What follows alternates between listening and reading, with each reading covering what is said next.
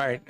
Good morning, everyone. I'm going to call the executive session of the House Judiciary Committee to order, and I'd first ask you to rise and join me in the Pledge of Allegiance. I pledge allegiance to the flag of the United States of America, to the republic for which it stands, one nation, under God, indivisible, with liberty and justice for all.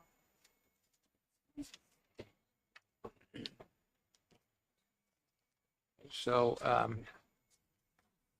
the first thing that I want to do is just take a moment of personal privilege, if I could, to thank my vice chair, Representative Mannion, and really all Representative Alexander and all the members of the committee for carrying on while I was gone. You did outstanding work. Got a lot of stuff done, and I very much appreciate that. So thank you.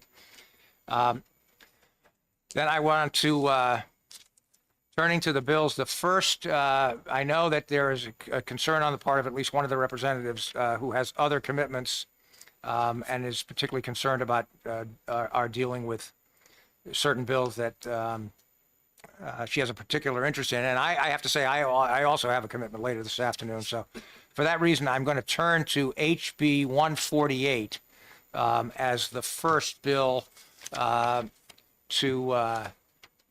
that we will exec, and I'm going to recognize Representative Peternell for a motion. Thank you, Mr. Chair. I move ought to pass on House Bill 148. Is there a second? I second that.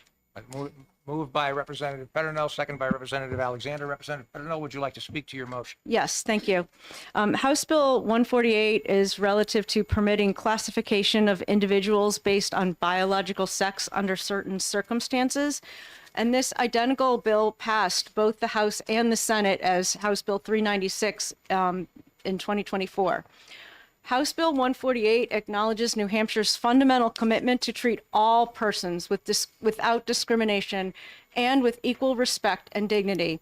It also acknowledges the fact that there are certain circumstances in which recognition of biological sex may be necessary for the physical safety and privacy rights of an individual, especially when, but not limited to, minors.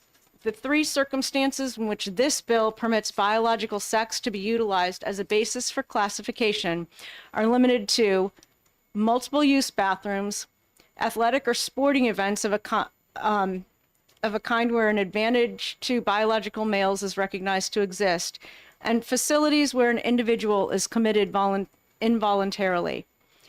Even in these limited situations, the bill does not require classification based on biological sex. It merely allows for this to occur if the institution in question determines the same is necessary. Now, during the hearing, there was some concern expressed regarding the definition of biological sex.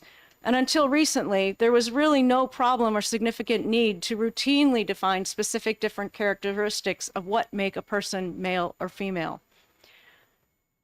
It is now possible to perform an at-home test for gender identity on a fetus as young as 6 to 8 weeks gestation. This is done by taking a sample of the mother's blood and testing for the presence of male DNA. The absence of male DNA means the unborn child is most likely female. Those tests are available at your local drugstore, like Walgreens, CVS. You can also order them online. On February 19th, the same date as the hearing for House Bill 148, the U.S. Department of Health and Human Services took action on the current administration's executive order defending women and children. This includes a definition of biological sex. Failure to maintain sex-based distinctions could now possibly put federal education and public safety funding at risk, according to the executive order defending women from gender ideology. Recent events, both nationally and locally, indicate the need for this legislation. In Maine, just last week, a state representative was censured and silenced for drawing attention to biological males participating in female sports and their unfair advantage. The state of Maine is speaking out. One quote that I heard as I was paying attention to the news cycle last week was from a young girl who said that now she doesn't have to fight this alone. Well, shame on us adults. We shouldn't be allowing children to fight this fight for us, for themselves, I should say. In our own state, 2 female athletes have signed on to the lawsuit challenging our own women in sports law. With wide swings and executive orders between administrations, House Bill 148 is necessary, and the time is now to protect our women and girls in the Granite State. Anyone else wish to be heard? Representative Tur. Yeah, thank you, Mr. Chair. Thanks for for allowing me to comment.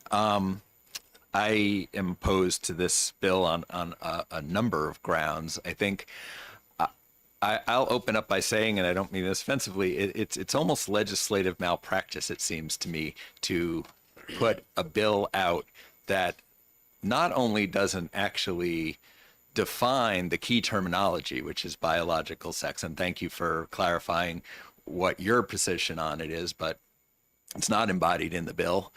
There are, as I mentioned during the hearing, at least four approaches to defining biological sex, and these can be changed either naturally or through medical intervention throughout your life.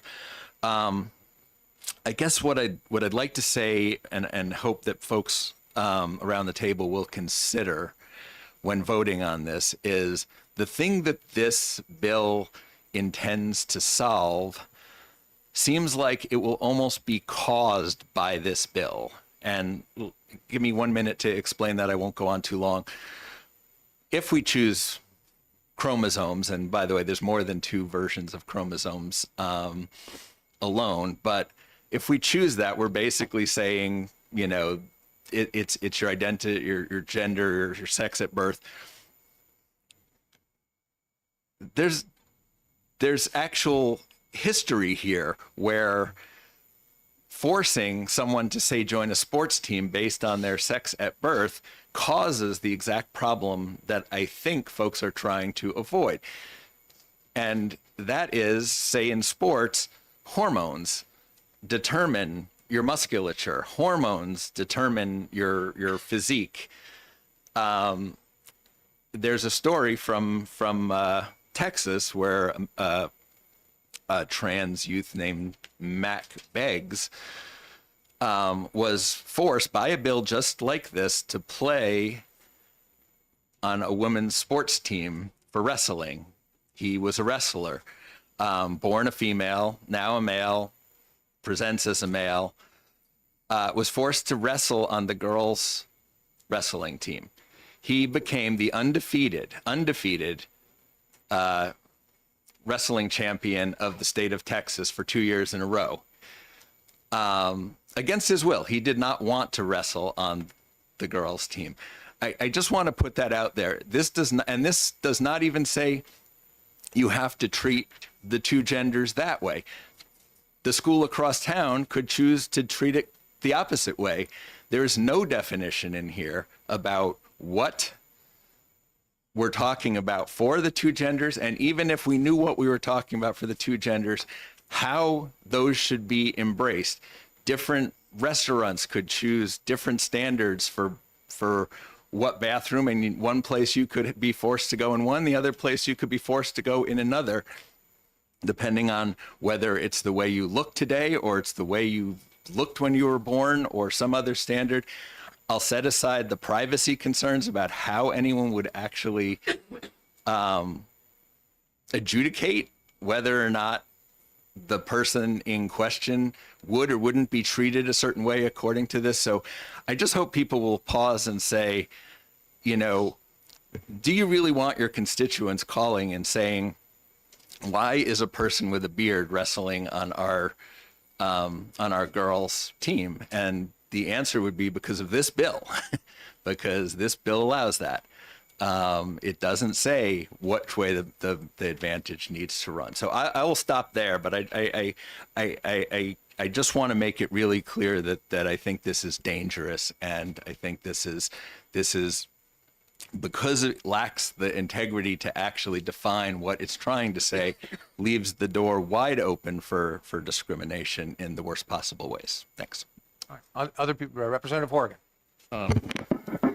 Yes, first of all, I guess I'll reiterate without going on to too much length, the chromosomes do not necessarily determine what your gender expression is. And of course, what really counts is your gender identity, what you believe yourself to be and what other people expect you to be, which is not necessarily what you were assigned at birth. And then what you're assigned at birth doesn't necessarily match up with the chromosomes. So these chromosome tests you can buy at Walgreens, that's not really that's what you do with the embryo doesn't really necessarily determine like what the child will be when it's born. And so there's there's many people who do not fall on one side of the gender line or the other. So they should they have the same rights as everyone else. And also, of course, any definition of biological sex is totally absent from this bill. And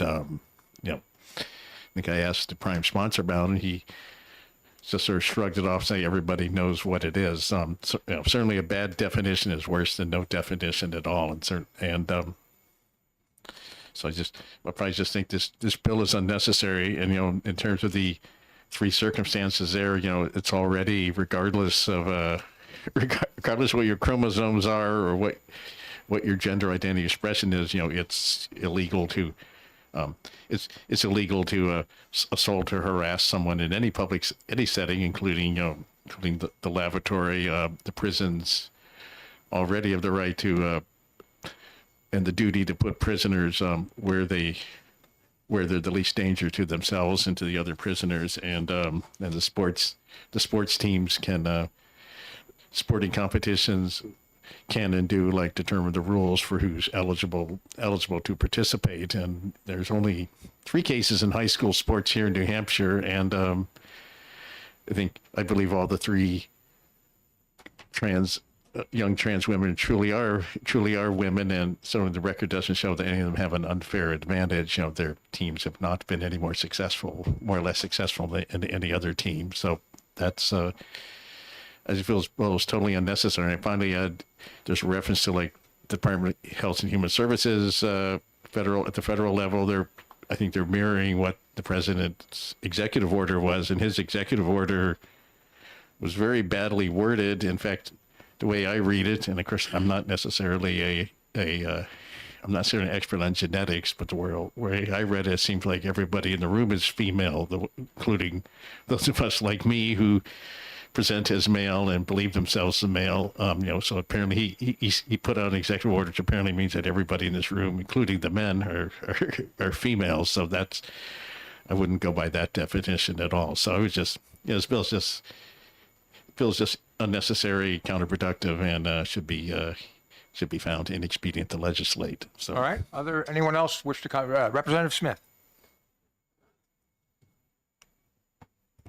Thank you. I wonder if I could ask a question of the maker of the motion. I was fascinated about the part about the test that you could take at home.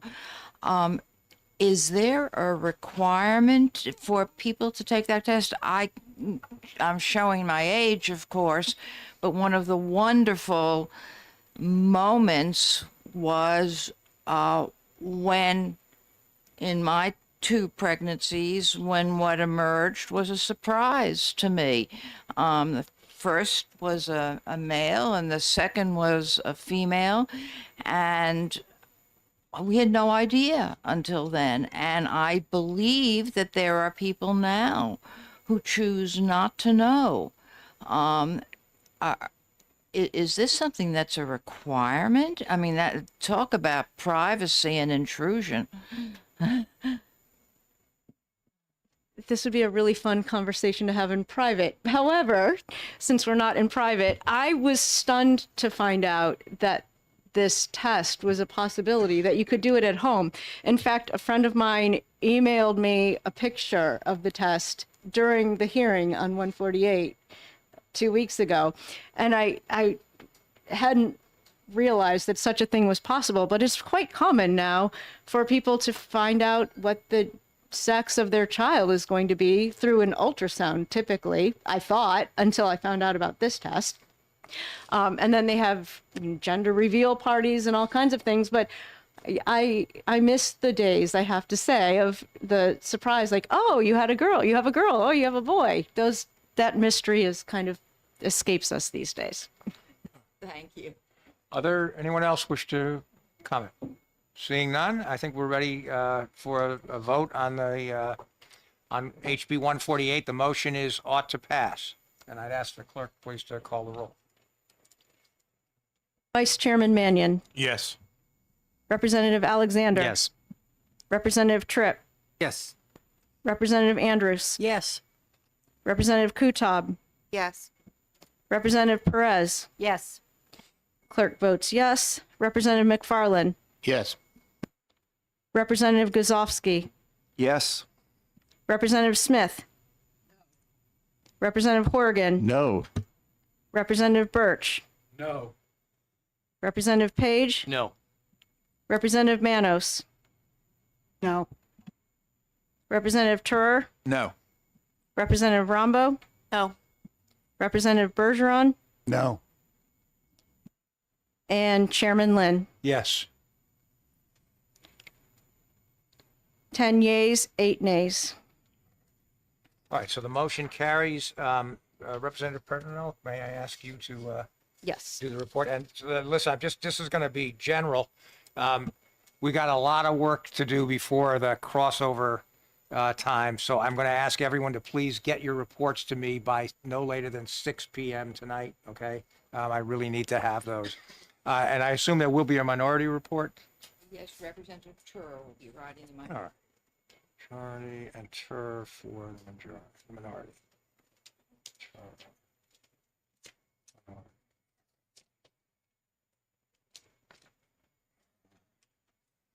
All right. Next, I'm going to turn to and take up open the executive session on House Bill 254, and I'm going to recognize myself for a motion I move ought to pass. Is there a second? All right, moved by Representative Lynn, seconded by Representative Smith. And I'm going to, this bill has, you know, we passed, the House passed this bill last year. I think everybody is kind of familiar with it. I'm going to just speak very briefly in support of it. I think, to me, this bill is about liberty. It's about the question of whether or not I should have the ability, assuming I meet all the requirements of the bill as reflected by 2 doctors, and if necessary, a psychologist or psychiatrist or whatever. If I meet all those requirements, should I have the option, and I'm within 6 months of death, should I have the option of being able to end my death in a peaceful manner as opposed to suffering until I die? I know that there are strong religious beliefs and other beliefs on the other side of the aisle, and you know, I expect everyone will vote their conscience. To me, my conscience says that this bill should pass, and I hope that you will agree. Is there anyone else who wishes to speak? Representative Perez. I feel very strongly against this bill because not the intent of the bill, because I have one side of me that is the religious side, but I have the other side that is the legislator side.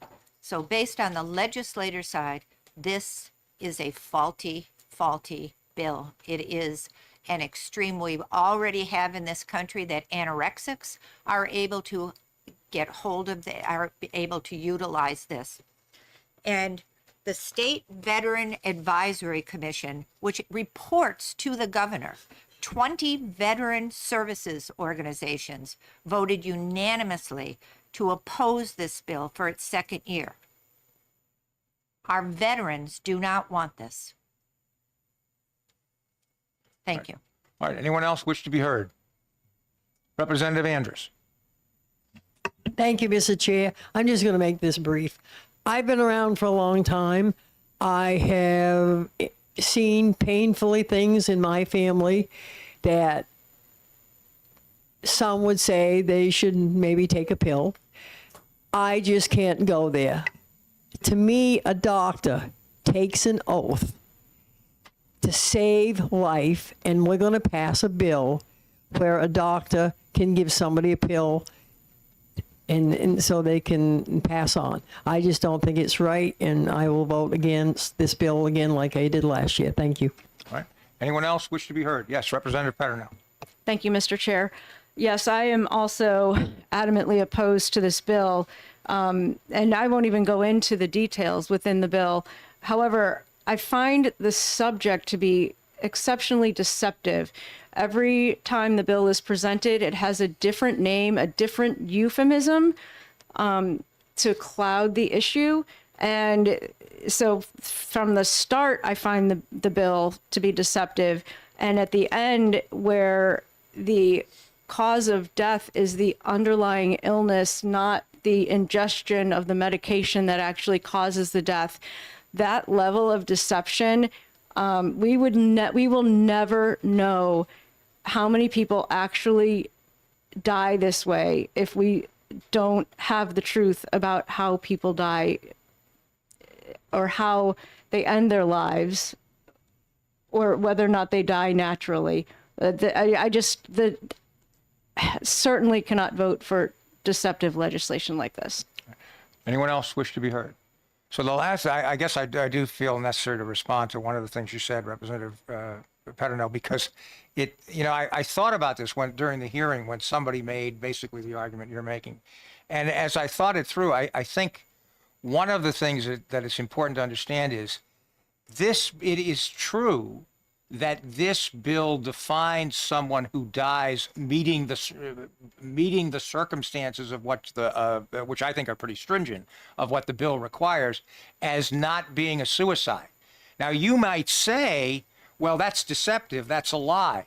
The analogy I would draw is we have in various areas of the law, and I would draw in particular the case of expungement of criminal records.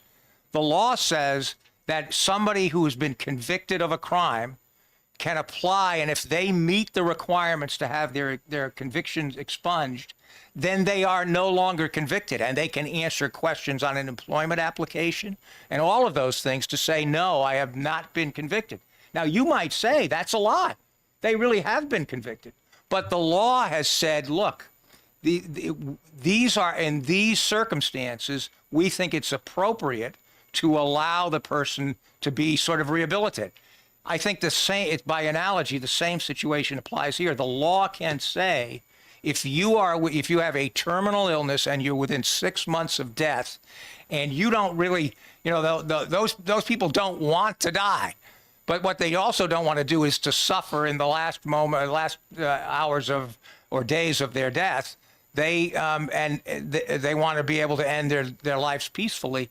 I think the law can appropriately say that we won't classify those people as having committed suicide.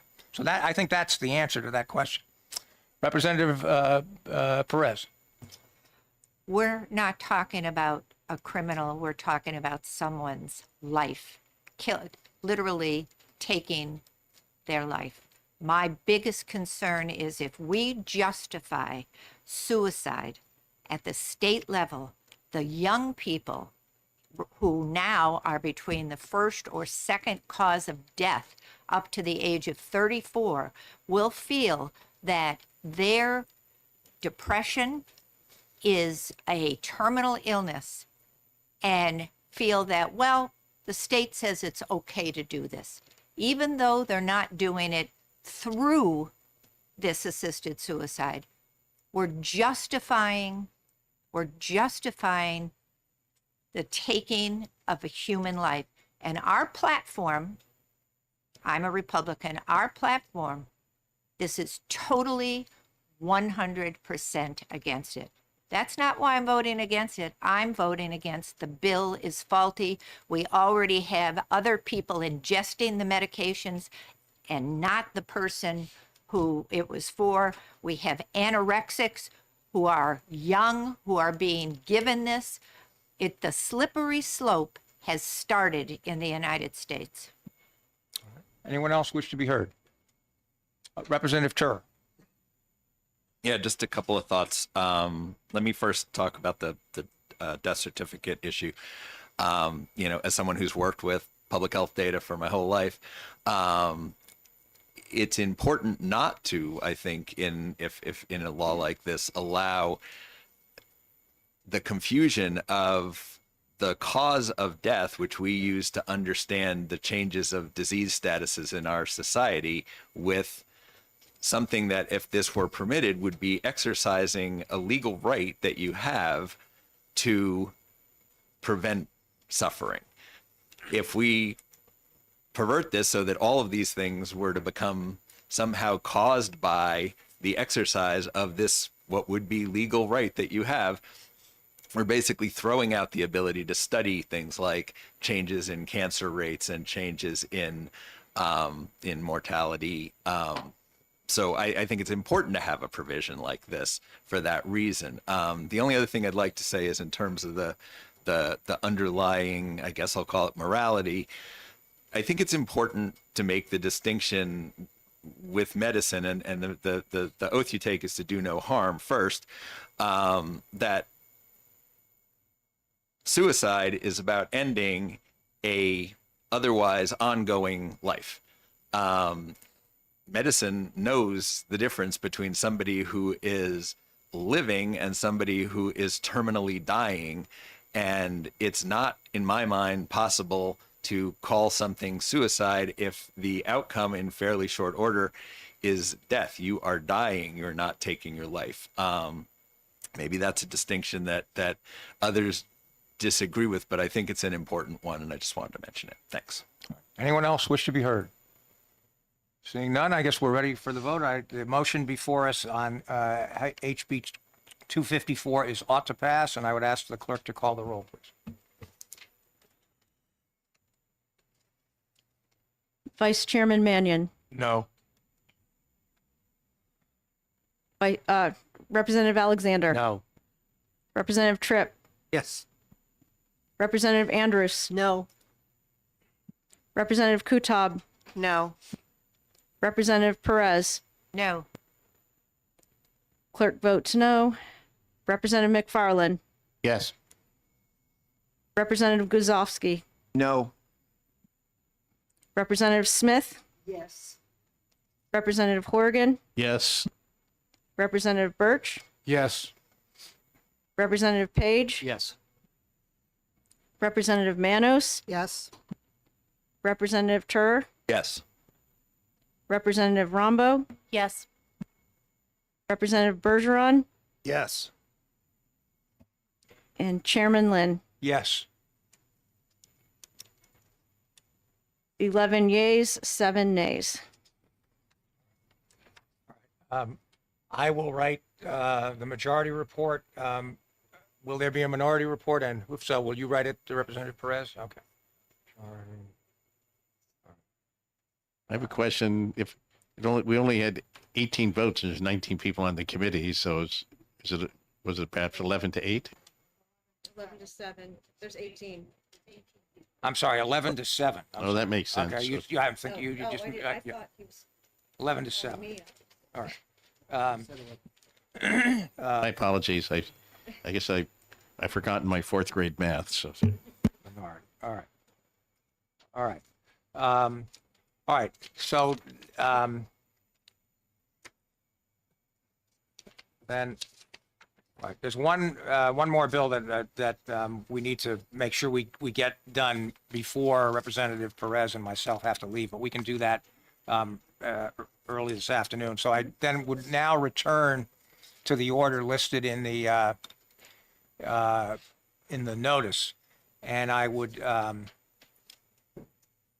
turn to HB 611 FN. One second.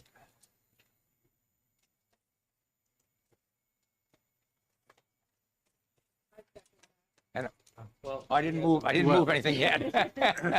No problem. So, Mr. Chair? yes.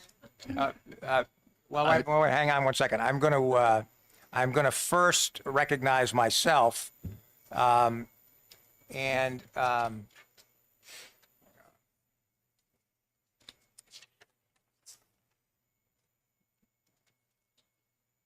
going to recognize myself and move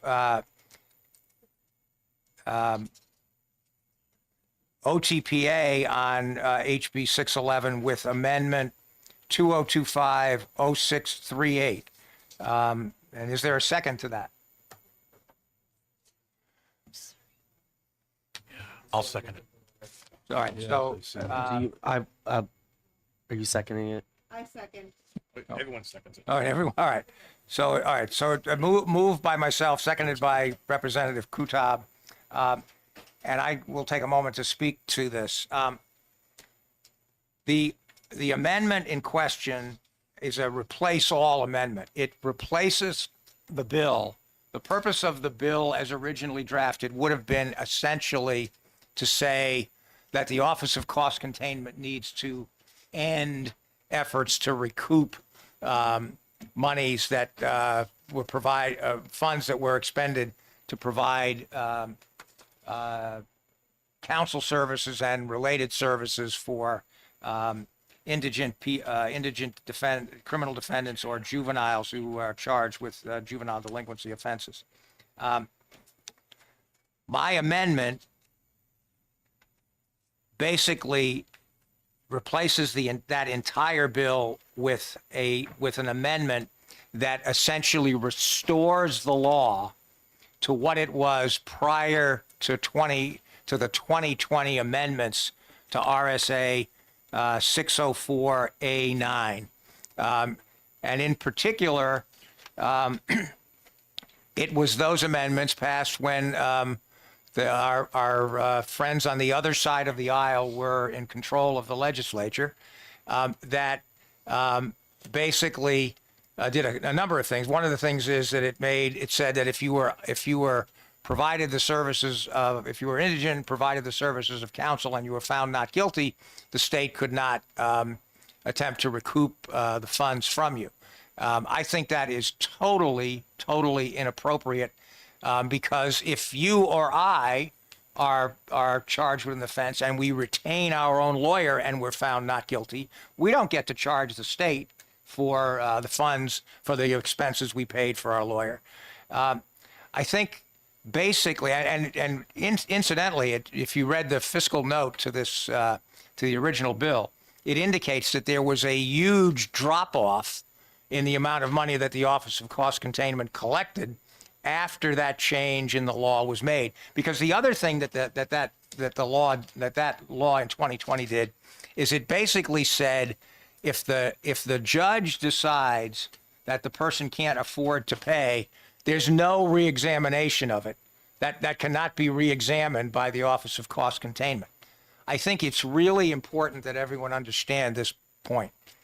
And I've signed hundreds of those, maybe thousands of those appointment of counsel things, and as every other judge did during the time that I was a judge.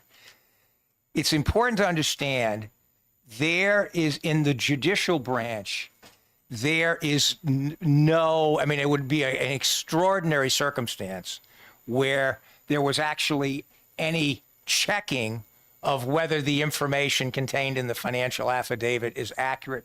When somebody files a financial affidavit and said, in support of getting appointed counsel, unless there's something on the face of it that makes the judge say, wait a minute, there's something wrong, which is almost never the case. The judges and the court system, they don't have any investigators to go out or they have neither the time nor the inclination to go and check that. So you sign off on it. And so there is really no, unless, I suppose if Bill Gates came in and filed an affidavit seeking appointed counsel and somebody said, to the judge, hey, that's Bill Gates out there, maybe the judge would do a further inquiry. But that in the real world where that doesn't happen, there isn't any further inquiry. So if we don't have a situation where the Office of Cost Containment can actually conduct an investigation to try to collect money, it will not happen.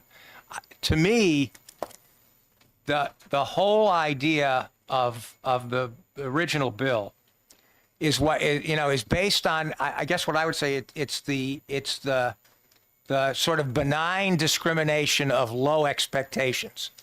It basically says, if you're one of those poor people, we can't expect very much from you. We can't expect you to have to, live up to your financial obligations. We're just going to have to,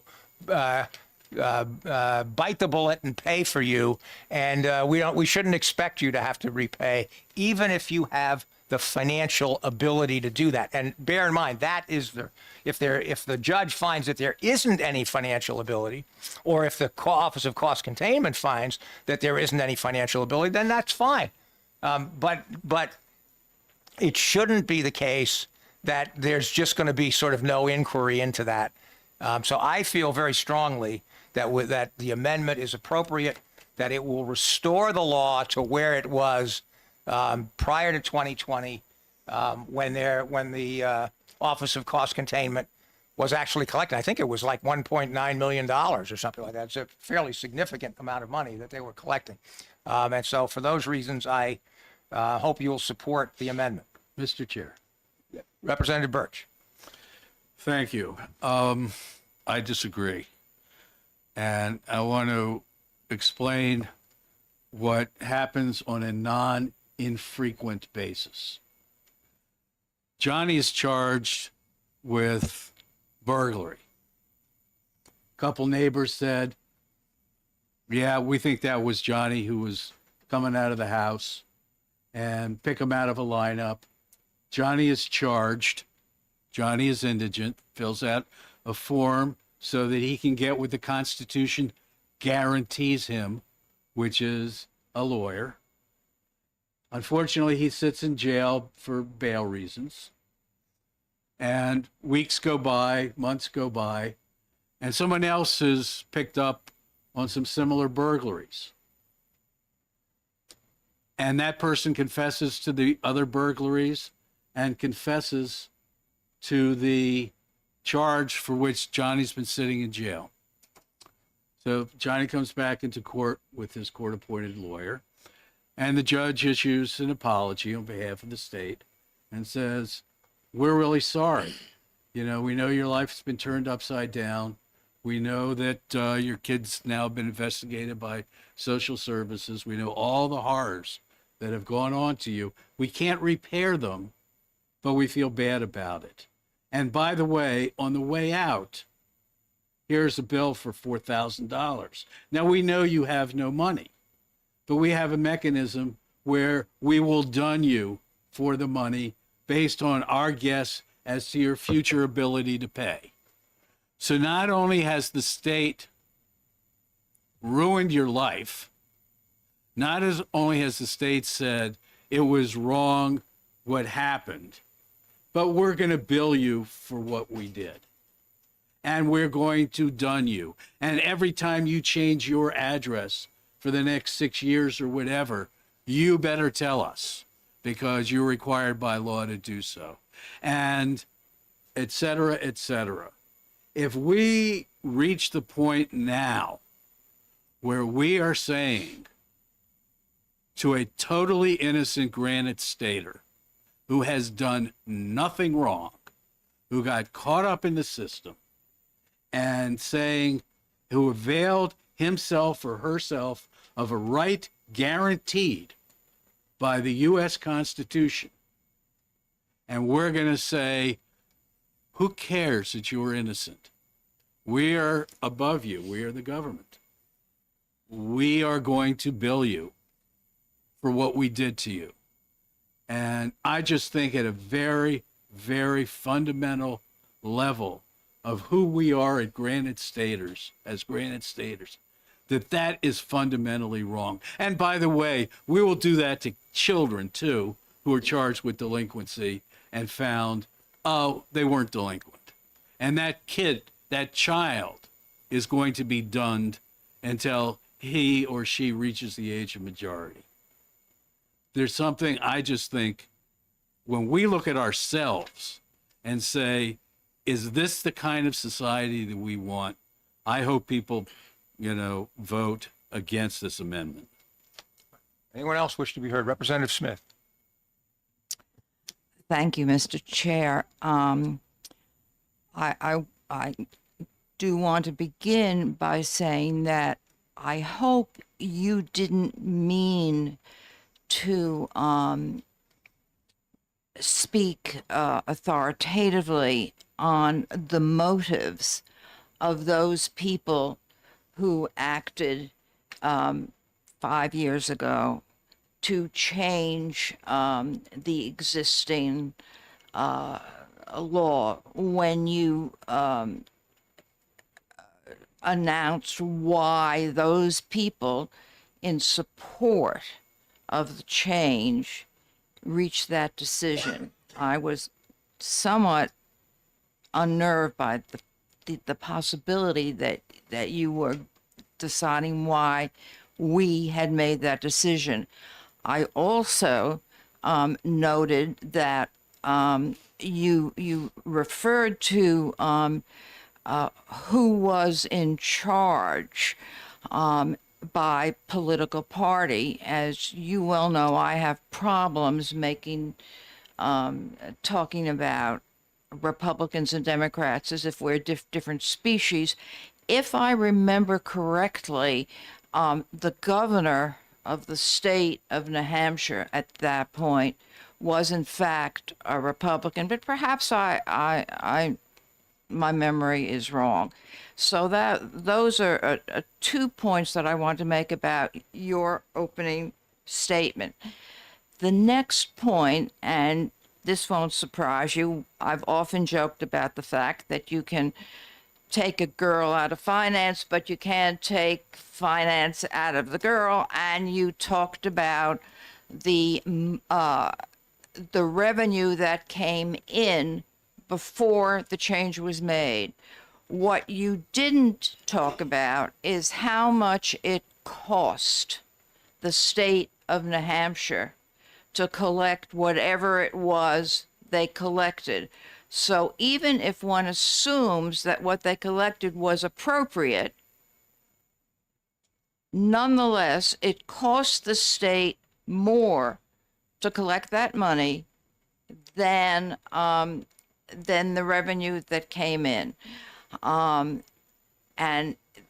that's something that I think, again, whether one is a Republican or a Democrat, whatever one's thoughts are on fiscal policy, no one would think it makes sense unless you have you're interested in retribution. It makes no sense for the state to spend more to collect money than it's getting in return. So on financial reasons, I think it makes no sense to continue with this program.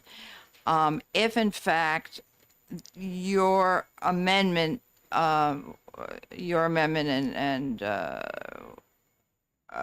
does not pass, there is another amendment which is prepared, and it was prepared with the guidance of the Commissioner of Administrative Services as to how the department would like to handle what would be a financial plus for the department, that in order to make sure that given these difficult times for whatever reason, our not having quite enough money to do what we want to do, why it would make sense to get rid of this effort, to take the few people who are continuing to work in this area and be able to put them in different jobs that come closer to meeting the needs of the people of the state. And I would urge this committee to vote down the amendment that has been proposed so far, to consider, and I hope accept, the amendment that I would then present to the committee and to vote to support this legislation, which makes sense from a financial point of view, from an administrative point of view, and if I dare say, from a moral point of view. And I hope that we can come to an agreement that way. Thank you. Anyone else wish to be heard? So I guess the point I would make here, I think I particularly want to respond to Representative Birch's point, because he outlined all the, how the terrible situation of the person in the circumstances that he described. But the problem is, what about you or me? What about if we are if it's our kid or you or me that are the person in that circumstance? Do we get to say, once they arrest the real burglar later, that, I had to hire an attorney. It cost me $10,000, $20,000, whatever. I want my money back. Who do I go to for that? There is no provision in the law that allows that. So why is it for somebody, and understand, it's somebody who can afford to pay something. Why does somebody who can afford to pay something, and by the way, under this law does not change the fact that the amount that can be collected is a relatively small amount of it's capped by what the cost of a contract attorney would be, which is a relatively small amount.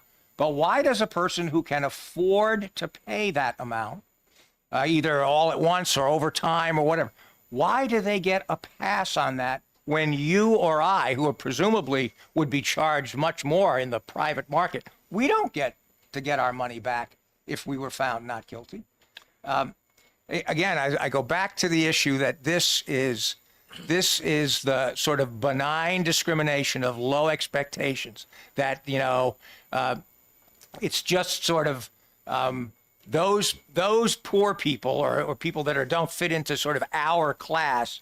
We should just, we just have to sort of grit and bear it.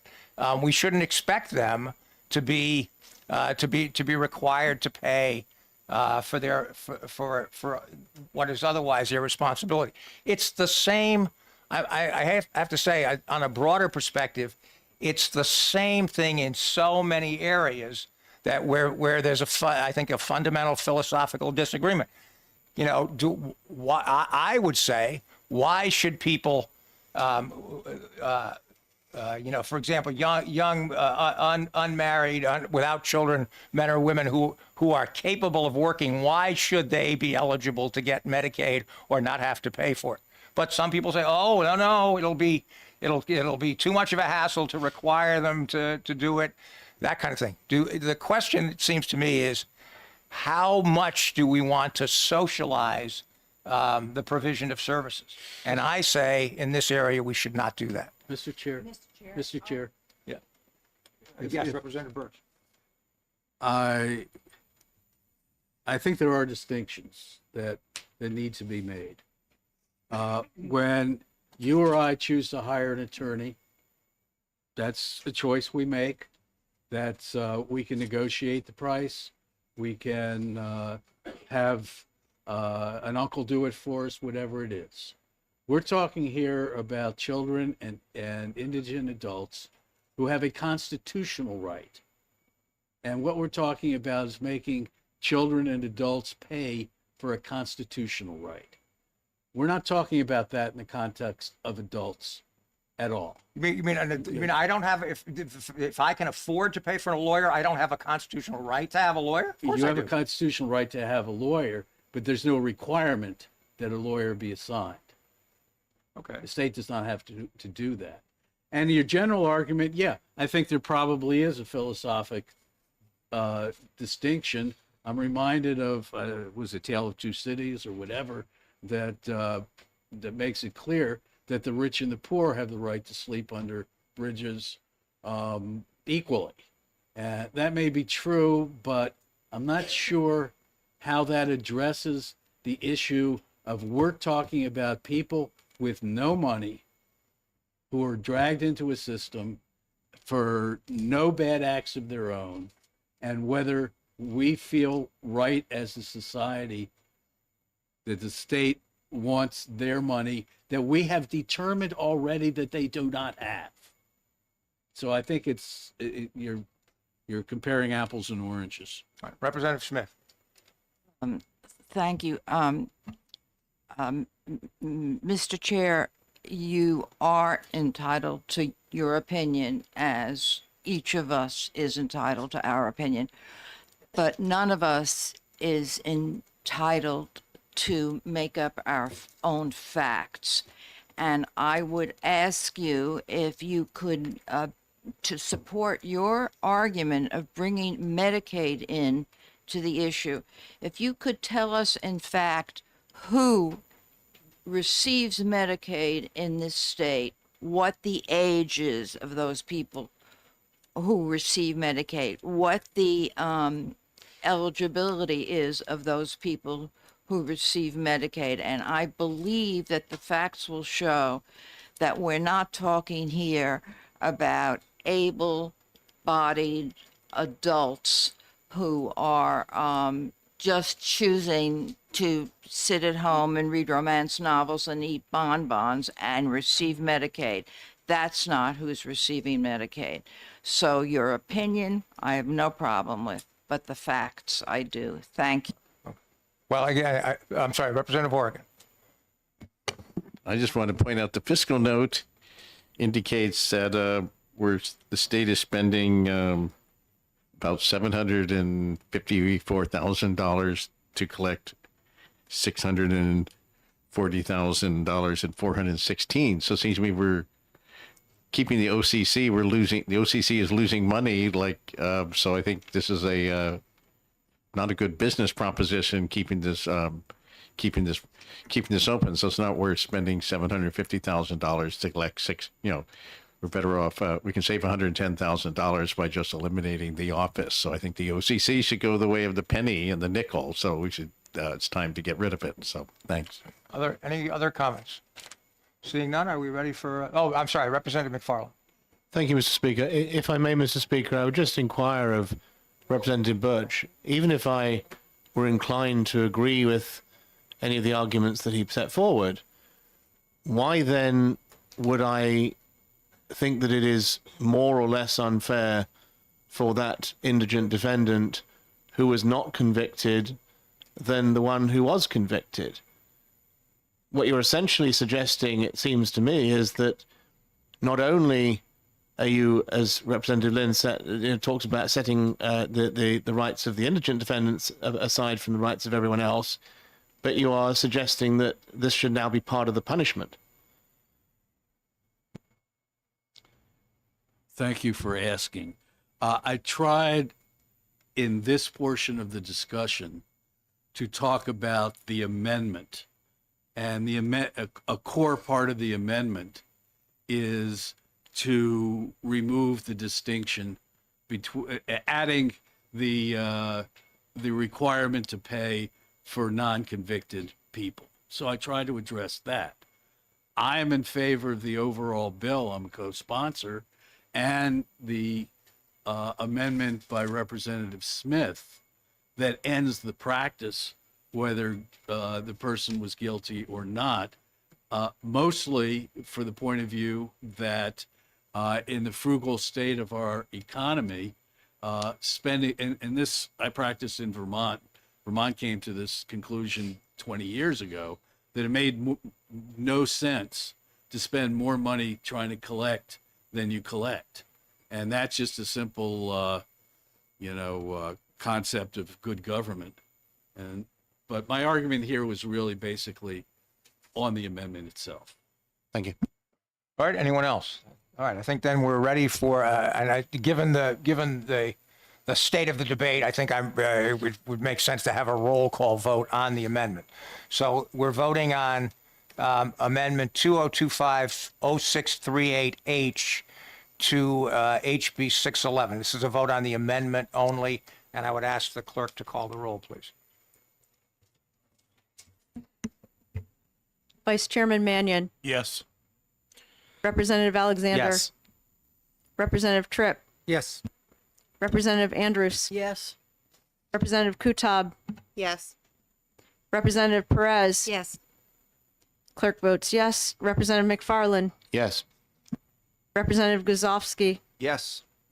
Representative Smith, Representative Horgan, No. Representative Birch, No. Representative Page, Representative Manos, No. Representative Tur, No. Representative Rombo, No. Representative Bergeron, No. and Chairman Lynn. Yes. 10 yeas, 8 nays.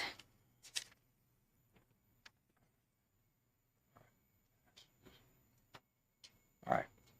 All right. So we're now on to the OTPA, the bill as amended by 20250638.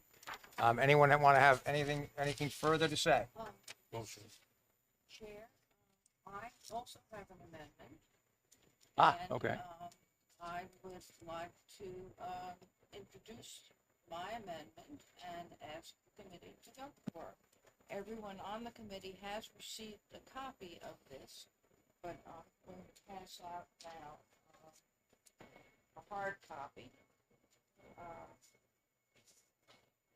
And would speak to the amendment, and if I could make a motion of to pass amendment 0611, and if there is a second to that.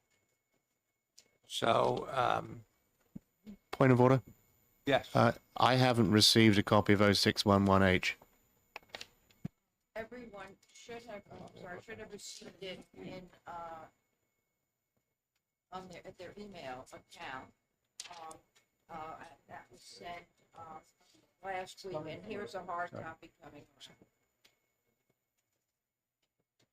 around. It was seconded by. Or no, I'm sorry, it was Al. Joe, was it you? Seconded? You said Caitlin. Yeah. Okay. That's what I thought. All right. So we just want to take a minute. Representative Alexander, can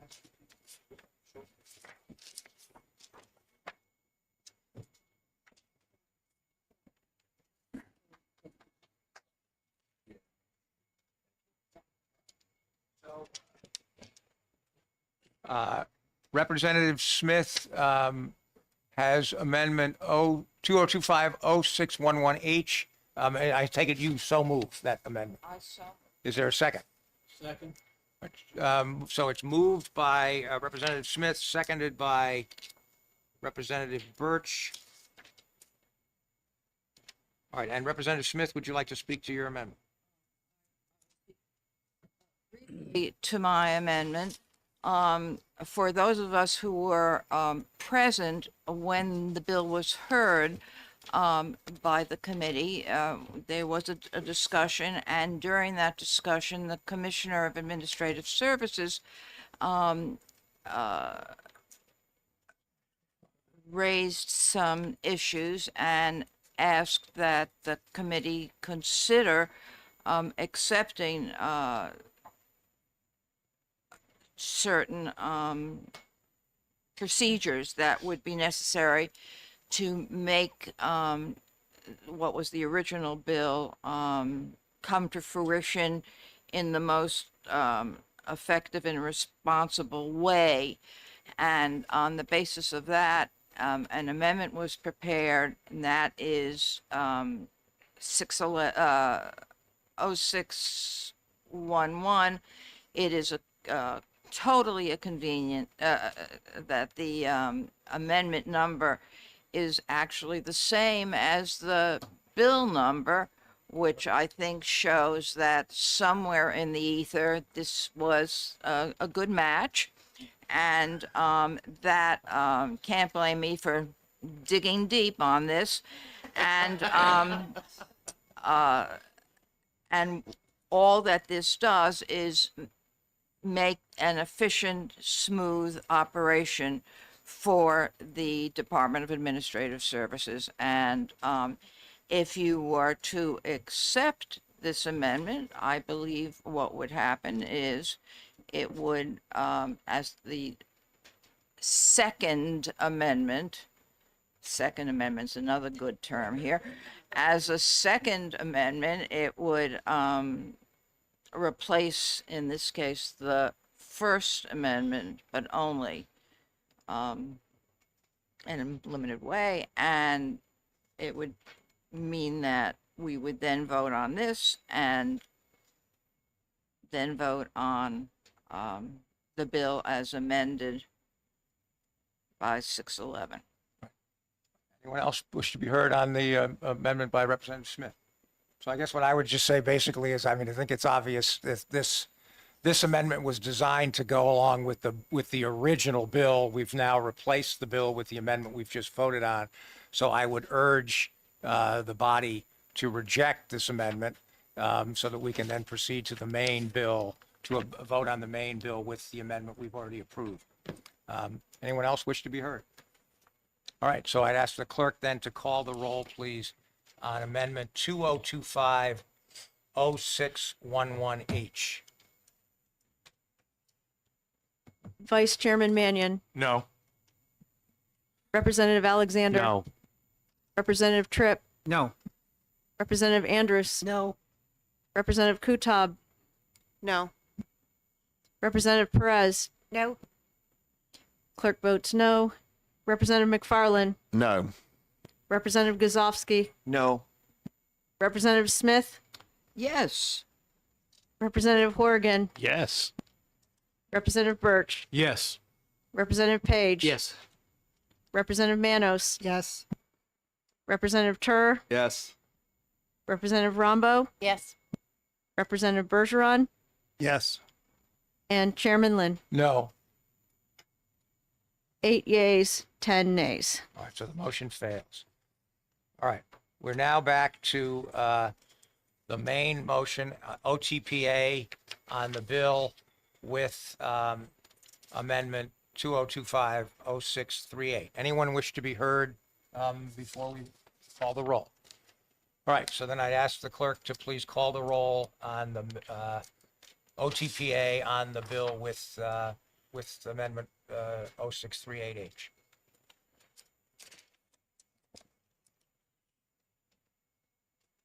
Vice Chairman Mannion, Yes. Representative Alexander, Yes. Representative Tripp, Yes. Representative Andrus, Yes. Representative Kutab, Yes. Representative Perez, Yes. clerk votes yes. Representative McFarland, Yes.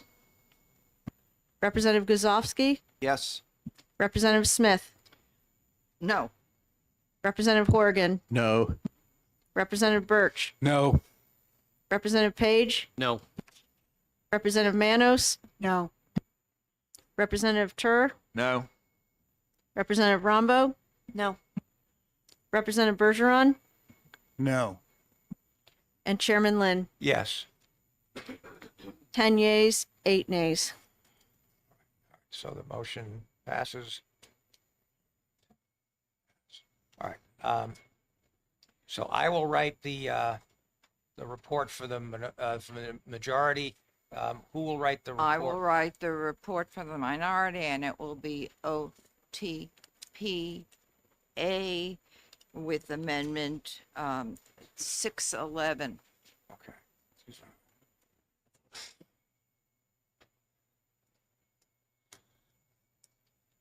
Okay, Representative Birch would like to do this. Oh, all right. I'm sorry.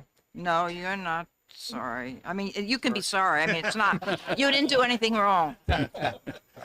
Birch minority. All right. Question? Representative Birch, just can you have it to me by 6 o'clock? I won't even be home by 6. It'll have to be tomorrow morning, or maybe late tonight. All right, later tonight. All right, late tonight. All right. I'll get it to you tonight. All right. All right. Good. Thank you. All right. Oh, I'm Maybe- sorry. Yes. Well, maybe getting a step or two ahead of ourselves here, but like assuming the full house goes with the ought to pass with your amendment, would this bill likely go to a money committee? And if so, would it be finance or ways and means? I mean, let me just make sure of this, but I think this is an early bill. I'm almost positive it is. And so I think it will go to finance. Yes. Hang on. Let me make sure. Yeah. Well, that just because it has an FN doesn't mean that, but let me just make sure. Hang on.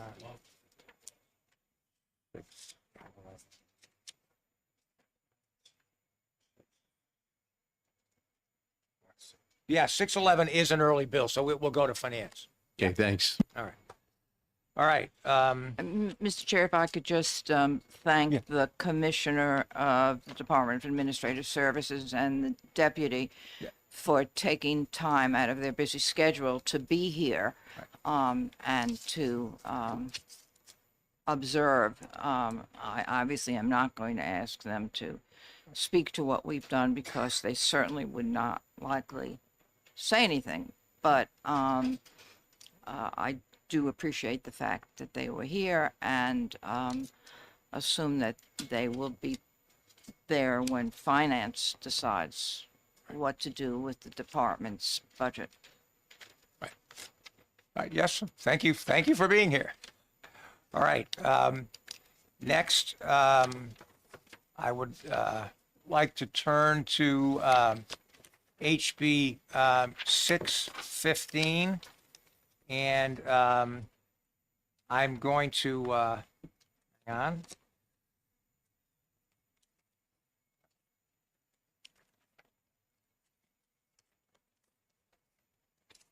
Sure, got it right.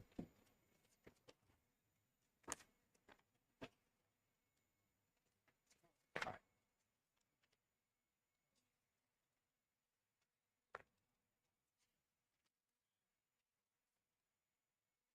So I'm going to recognize, oh, I'm sorry. No, that's all right. I'll wait until you're done.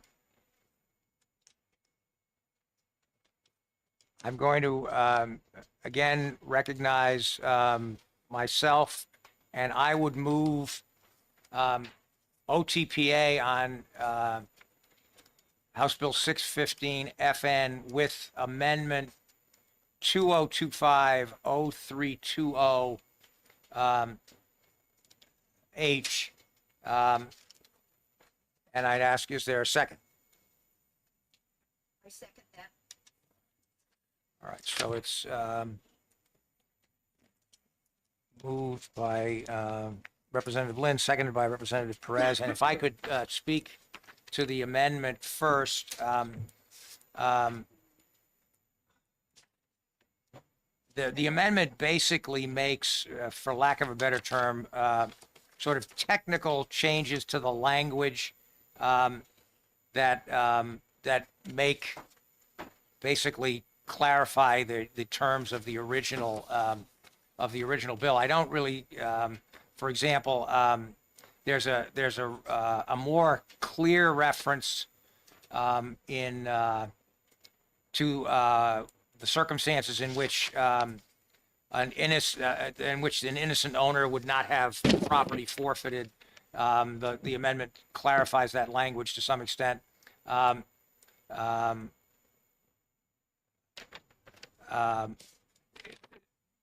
let me just think of what.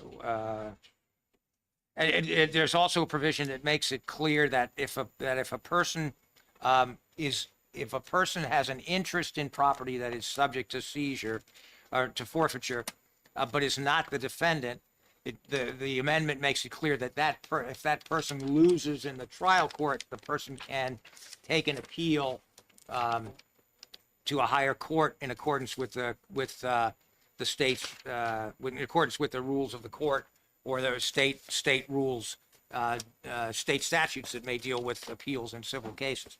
So I think the amendment is not particularly substantive. It mostly clarifies and makes more understandable language in the original bill. So that's why I would support the amendment. Representative Manos. Thank you, Mr. Chair. I don't have a copy of the amendment, and I'm wondering if you have a copy that you could pass around. Do 0320H, you don't, um, I'm sorry, I guess I thought everybody did have copies, so from a long time ago. Mr. Chair, it was handed to the committee during the public hearing. Okay. So, I mean, does everybody have a copy of the amendment? Should. I think everybody, I mean, I'm happy to give you my copy, Representative Manos, but I think everybody, okay. All right, so anybody else wish to be heard on the amendment? Yes, Representative Birch. Thank you. And my comment is really a question to you. In order for a property to be forfeited, the person has to not have actual knowledge. And I want to get to why the requirement of actual knowledge is in so much of the law. We use constructive knowledge or had reason to believe, but here it's actual knowledge. So if somebody borrows my car with a wink and a nod and says, I'm going to get some ice cream, and you kind of know doggone well they're not going to get some ice cream, but you're ollie in free for getting your car back unless you can prove that I actually knew exactly what they were going to do. I'm just wondering why that standard. Yeah, so, you know, I guess what I would say is this. I'm not sure that in the wink and the nod situation, that wouldn't amount to act. You know, there is this, this idea in the law of willful blindness that if you really do know, but you try to sort of, you know, cover your face, that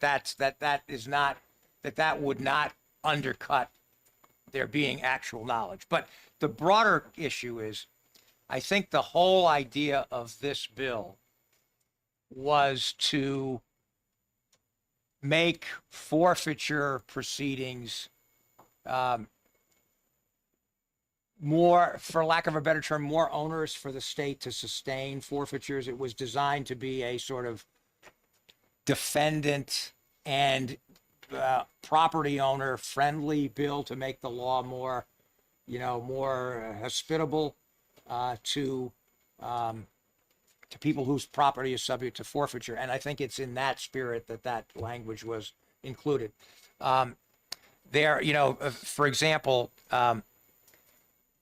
under our current forfeiture law, there is a provision that says if let's say your car is used to deliver drugs, somebody who's the defendant in the case uses your car to deliver drugs. You claim, and the police seize the car and they propose to forfeit it.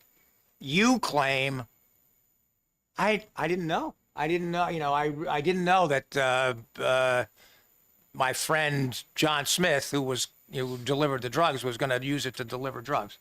Under our current forfeiture law, you bear the burden of establishing that you are an innocent, that in fact you didn't know. This bill changes that. It's the state that bears the burden. It eliminates that provision that shifts the burden. I mean, that's one example. But there are a number of other things. It has provisions that allow, that say forfeiture can't be allowed for currency totaling $1,000 or less, or motor vehicles of value of $5,000 or less.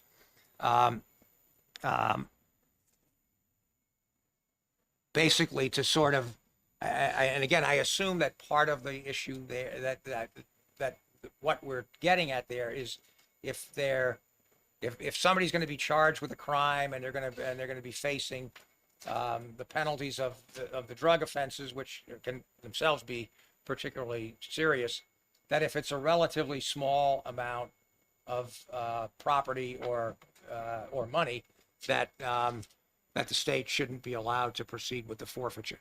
So those are the basic ideas. One further question, if I may. Sure. The following sentence says, the state summarily shall return property to such person. I think if I understand the overall bill, that's not so necessarily, because that property may need to be used in a parallel criminal prosecution and the like. But I'm concerned about that language, which is both mandatory and doesn't seem subject to other uses the state might have in a criminal case for hanging on to that property. Well, I think there is, I'm sorry, if. In other places, I think that's covered. But I'm just wondering why this sentence is in there. Because now you're going to bill that's got two different ways. If I'm an innocent owner, I'm going to say, hey, I want my property back now. I don't care about your criminal prosecution. It says, state summarily shall return the property. Right, but I mean, I think that that the state shall summarily return the property if it in fact is established that you're an innocent owner. If there's a question about whether you really are, then you know. No, even if you are an innocent owner, Right. the state may need that car or whatever that's been seized for its criminal case. Oh, but you know what? There's other provisions in the bill that say you can like, you know. Right, so take then it's not pictures or- summarily. I'm just worried about the language here, which brooks no exception. I understand other parts of the bill allow the exception. I guess I would say, I think that language I think that can be read consistently with the other language. Thank you. All right, other questions? I guess we're talking about the amendment only right now. Anyone else have any questions on the amendment? So, seeing none, I would ask that the clerk call the roll on amendment 2025-0320H. And the motion is to adopt that amendment. Vice Chairman Mannion, Yes. Representative Alexander. Yes. Representative Tripp, Yes. Representative Andrews, Yes. Representative Kutab, Yes. Representative Perez. Yes. Clerk votes yes. Representative McFarland, Yes. Representative Guzovsky, Yes. Representative Smith, On the amendment?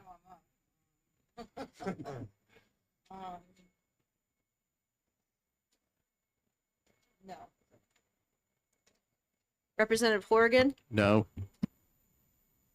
Representative Birch, No. Representative Page,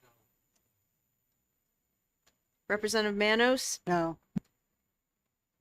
Representative Tur, No. Representative Rombo. No. Representative Bergeron No. and Chairman Lynn. Yes. 10 yeas, 8 nays. All right, the amendment passes. All right, so then turning to the main motion, I would move ought to pass on the bill as amended. Is there a second? All right, so moved by Representative Lynn, second by Representative Perez. Hang on one second. All right. And I really have, I don't think I have much else to say than what I said before. Basically, this bill is designed to, for lack of a better term, sort of take the edge off forfeitures to make it somewhat less onerous than it is under current law, to allow for certain exceptions for small amounts of money or property. And the other thing that this bill does, it really importantly, is it says that although the forfeiture proceeding is a separate proceeding from the criminal case, it's a separate civil proceeding, it will be handled by the same judge that handles the criminal proceeding, and that the public defender will represent the person in the forfeiture, will represent the defendant, not some third party who might be claiming innocent, but will represent the defendant in the proceeding.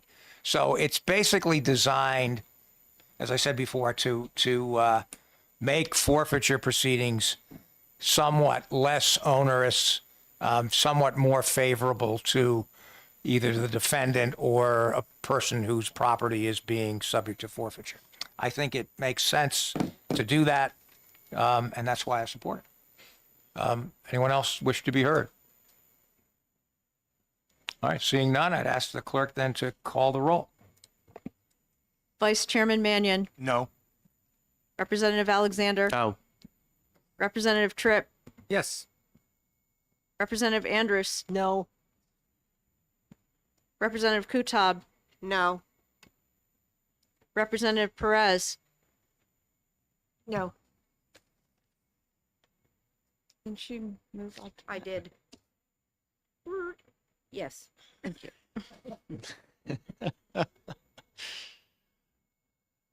Clerk votes no. Representative McFarland, Yes.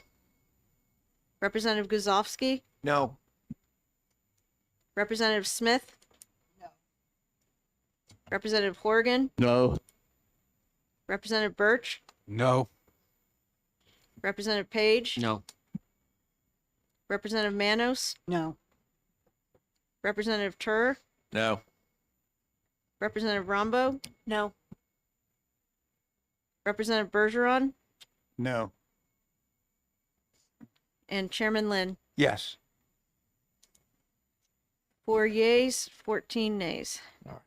4 to 14. So the motion fails. Is there,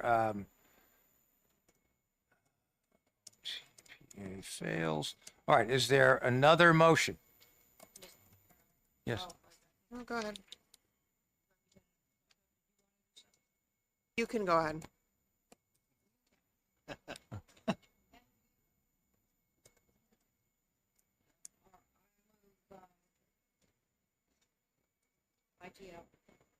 Is there a second?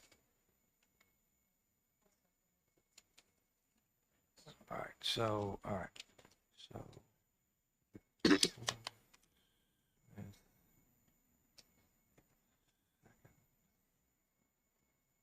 I'm sorry, Representative Manos, you seconded? Yep. Okay, all right.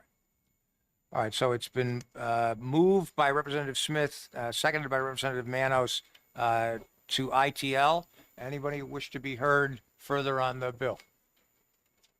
All right, seeing none, I'd ask the clerk to call the roll on the ITL motion.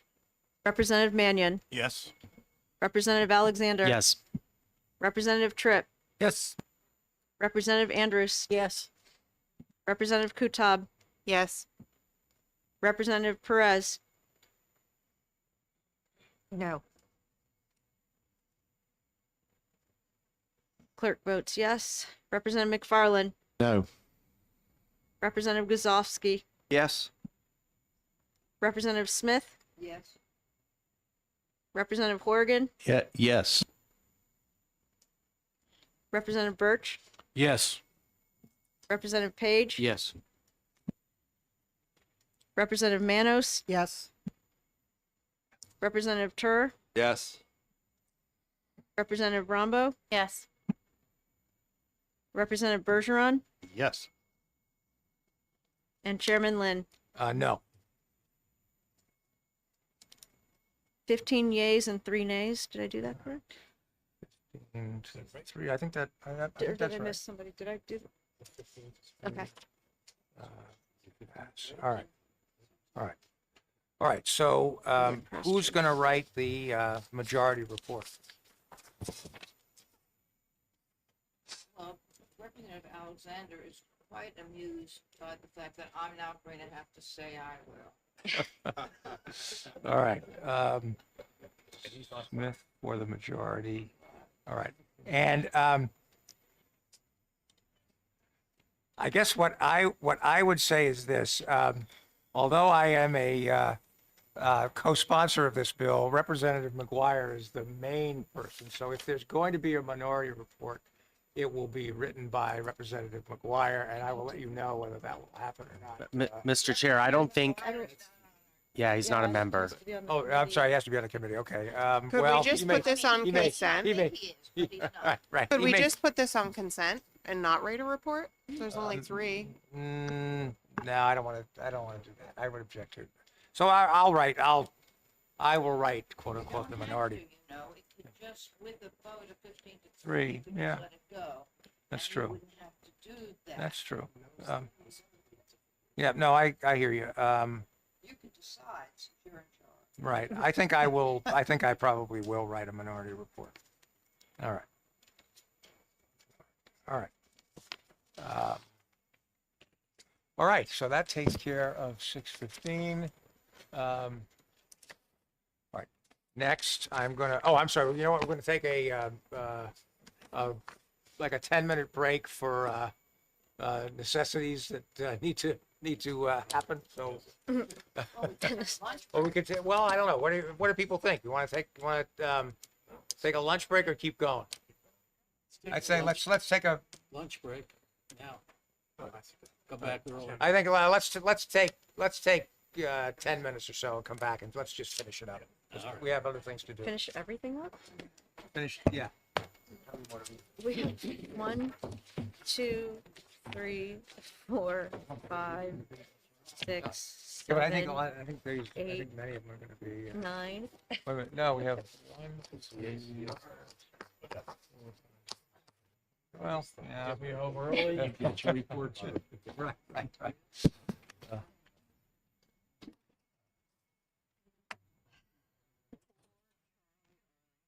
We just paid some more work.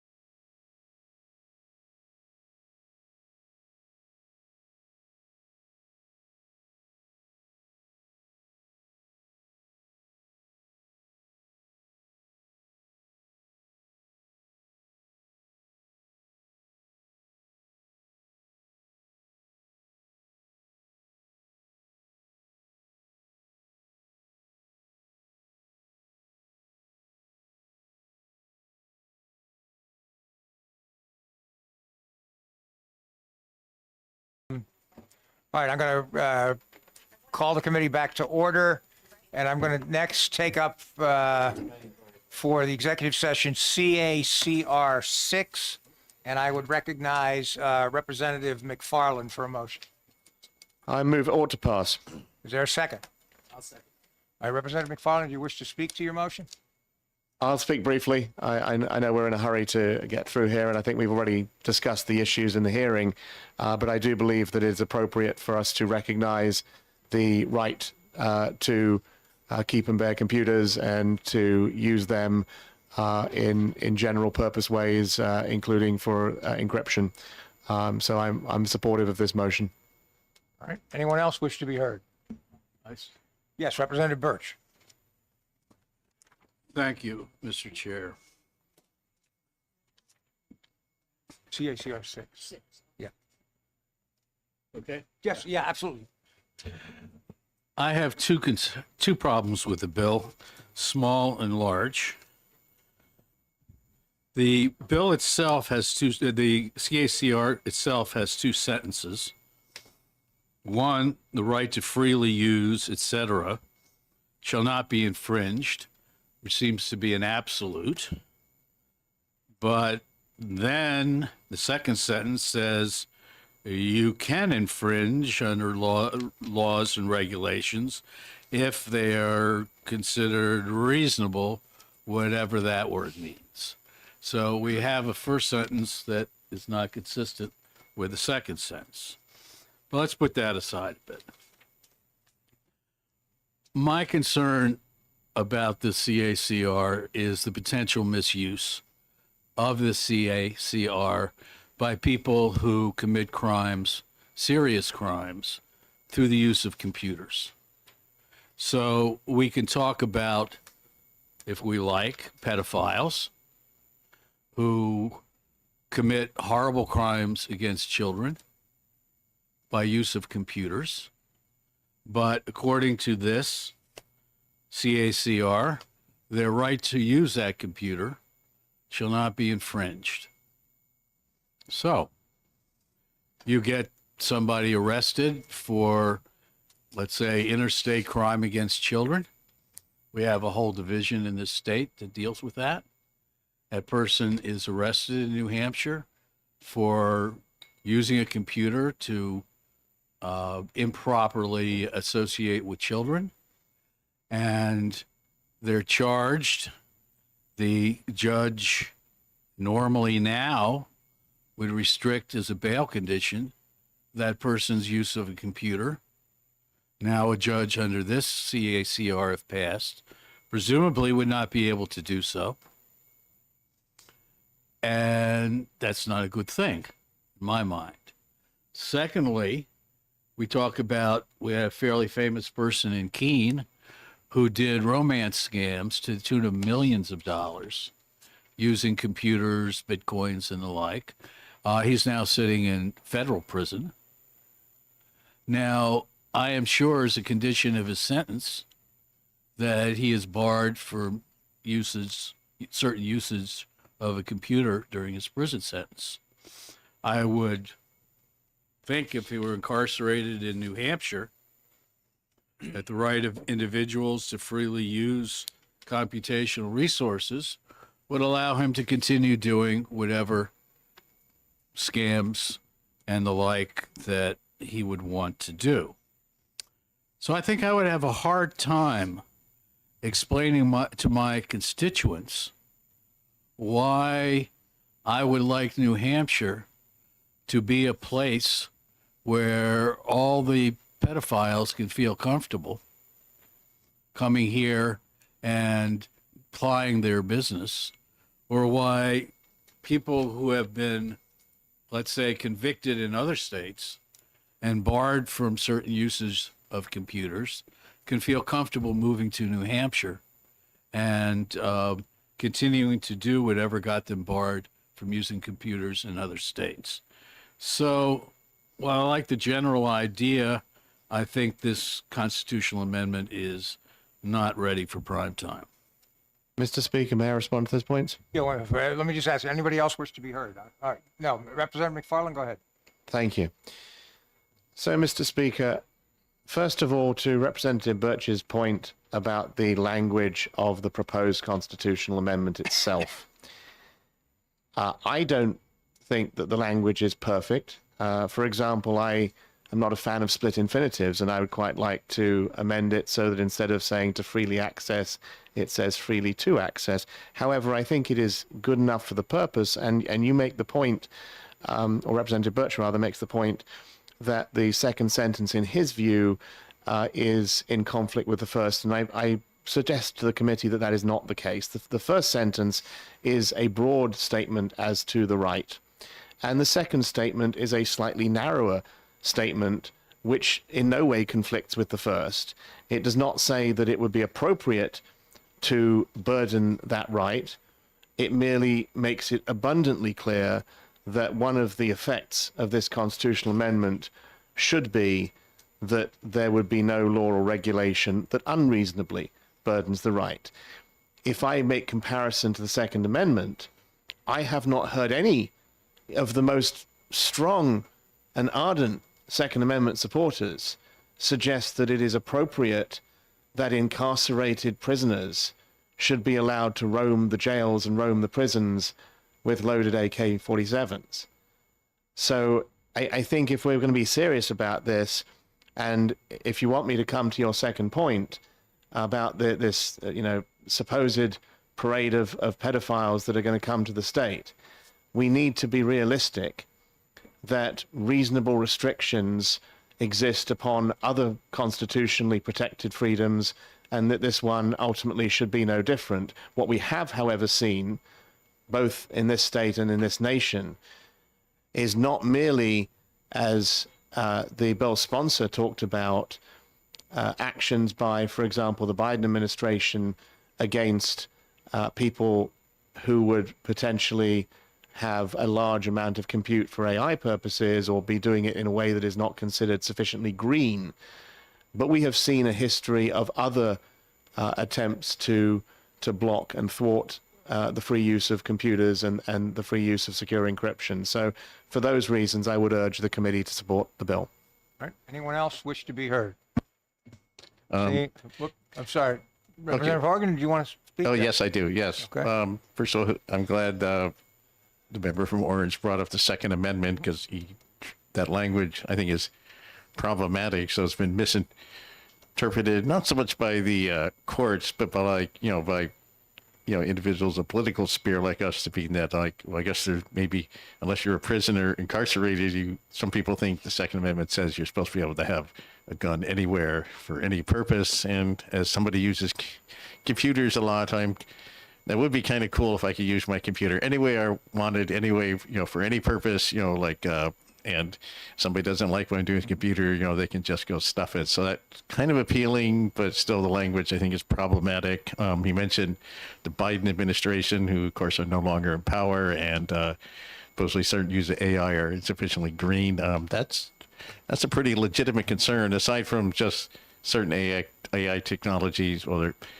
problematic in terms of how they use copyrighted intellectual property, but also just in terms of energy consumption. We've had problems with Bitcoin and other technologies, even though they're very interesting and doing groovy. Sometimes they do use huge amounts of power. I think the government does have an interest in, conserving energy. At least at some point, the government will think it has an interest in it. And so I understand they're echoing the Second Amendment. It is part of our Constitution. In fact, it's about the only part of my Constitution that I'm sure that we haven't tried to redefine, or, there haven't been any executive orders related to trying to redefine what the Second Amendment means. So maybe it's the only part of the Constitution, federal Constitution, that's left. But I still think that's, I still think this is just something that shouldn't be in the, I'm not sure this is, as written, as a good addition to the state constitution. And also, people can't vote on this until November 2026. So there's no rush. We have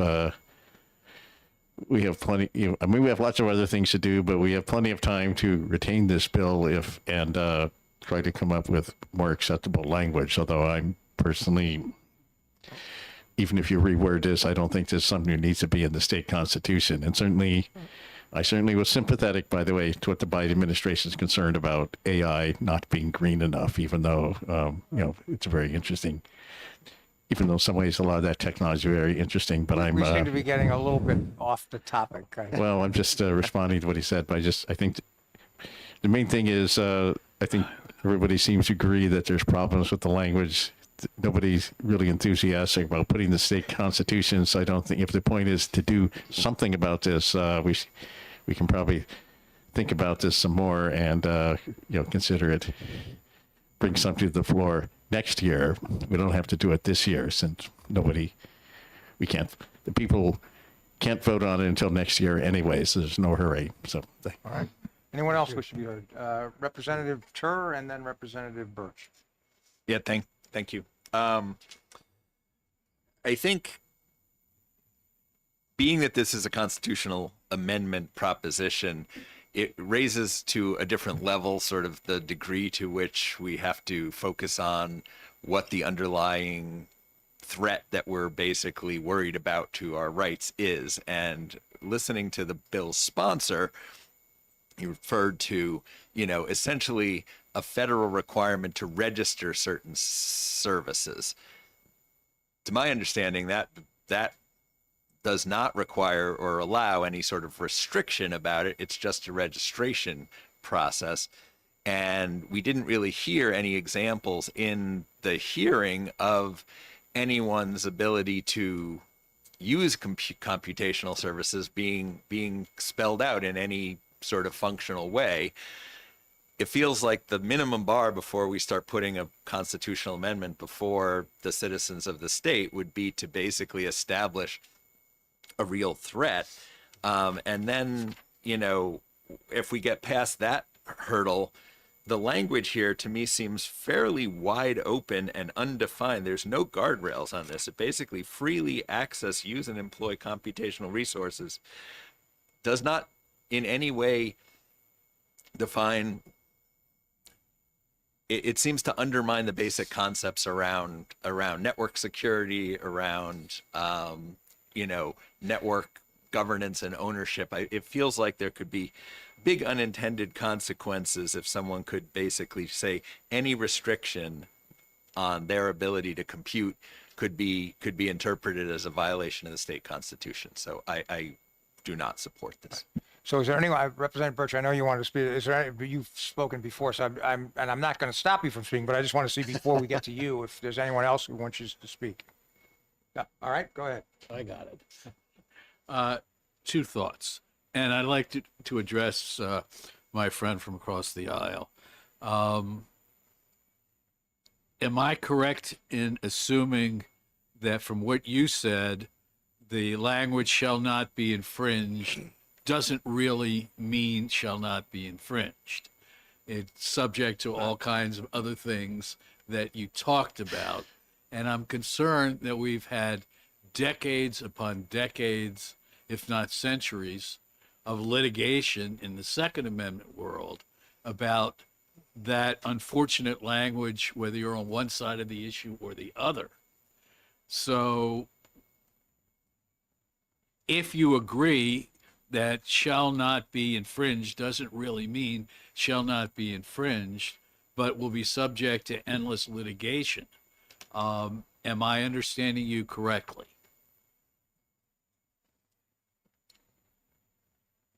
Mr. Speaker, I guess I would ask you whether or not we might have a show of hands as to sentiment on this, because I could be persuaded to withdraw my motion and make a motion to retain. How many people here might we find out? Hang on. There's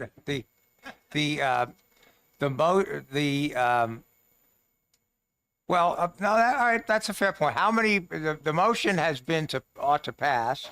If you're suggesting that it might make more sense to retain this, sure, let's have a show of hands. How many people would support retaining the bill?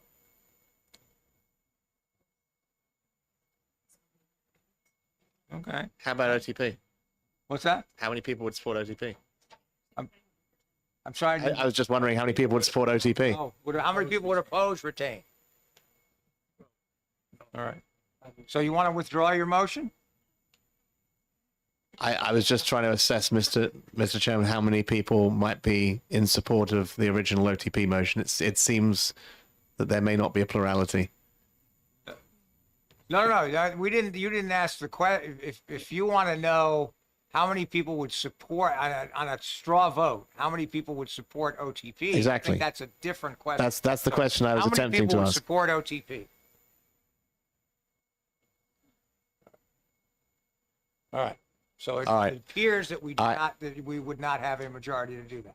Mr. Speaker, I would be obliged if you would let me withdraw my motion and submit an alternative motion to retain this CACR. I would allow you to do that. So a motion is to retain. Is there a second? Is there a second to retain? All right. So motion is to retain, and it's made. Hang on one second. Made by Representative McFarland, seconded by Representative Alexander, and that's to retain.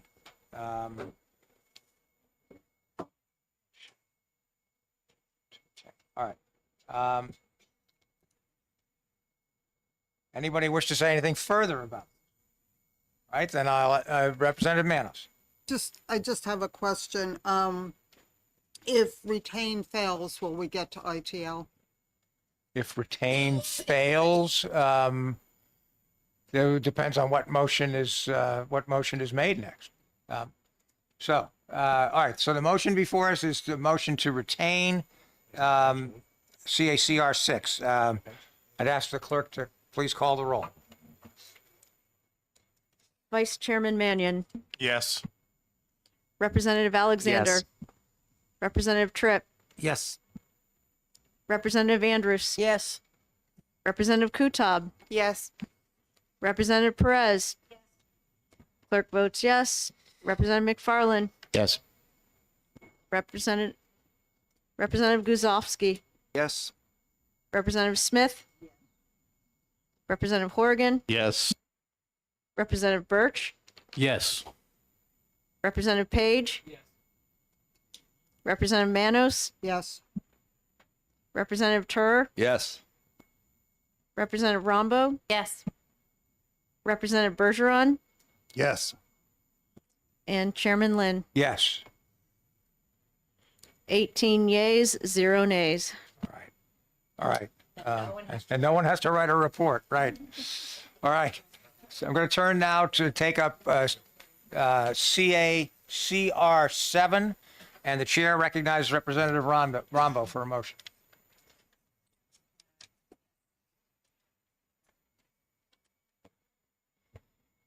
Thank you. I'd like to make a motion to ITL CACR 7. All right, is there a second? All right, hang on.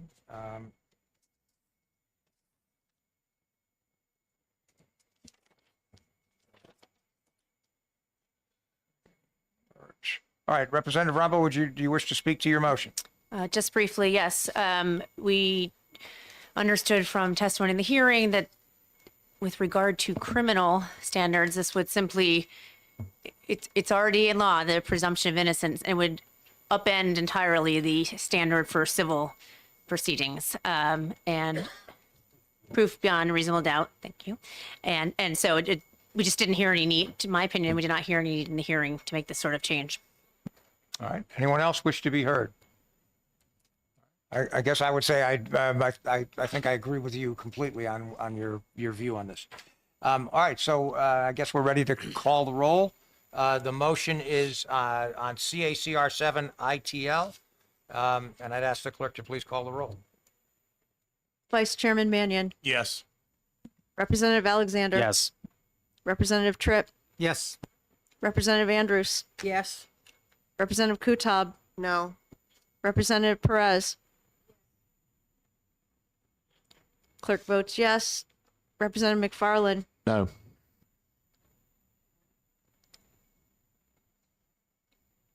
Representative Guzovsky, Yes. Representative Smith, Yes.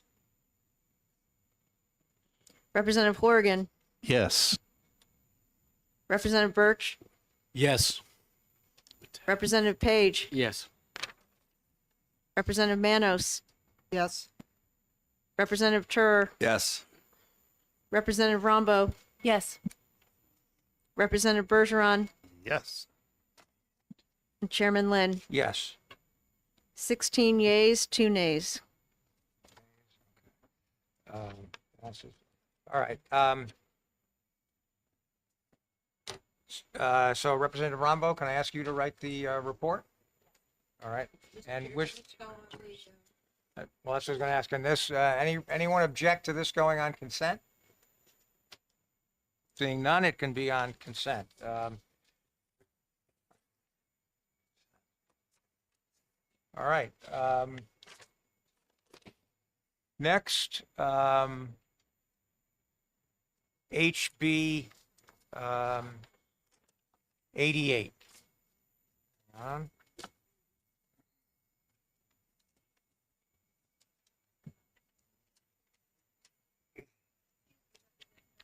Yeah, yes. 762. Oh, well, no, you know what? I'm sorry. You're right. You're absolutely right. We did skip. Yep. No. You did. You're right. We did skip 762. Sorry. Thank you. Hang on. 762.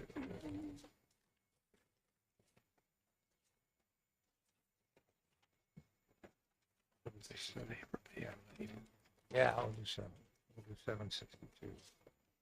All right. Hang on.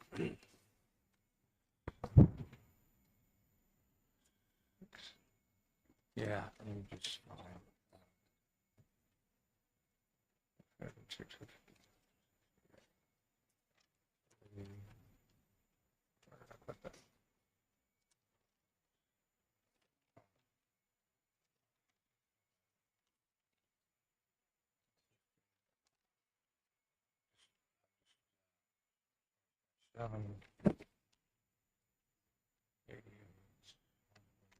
Looking to where I made my notes on this.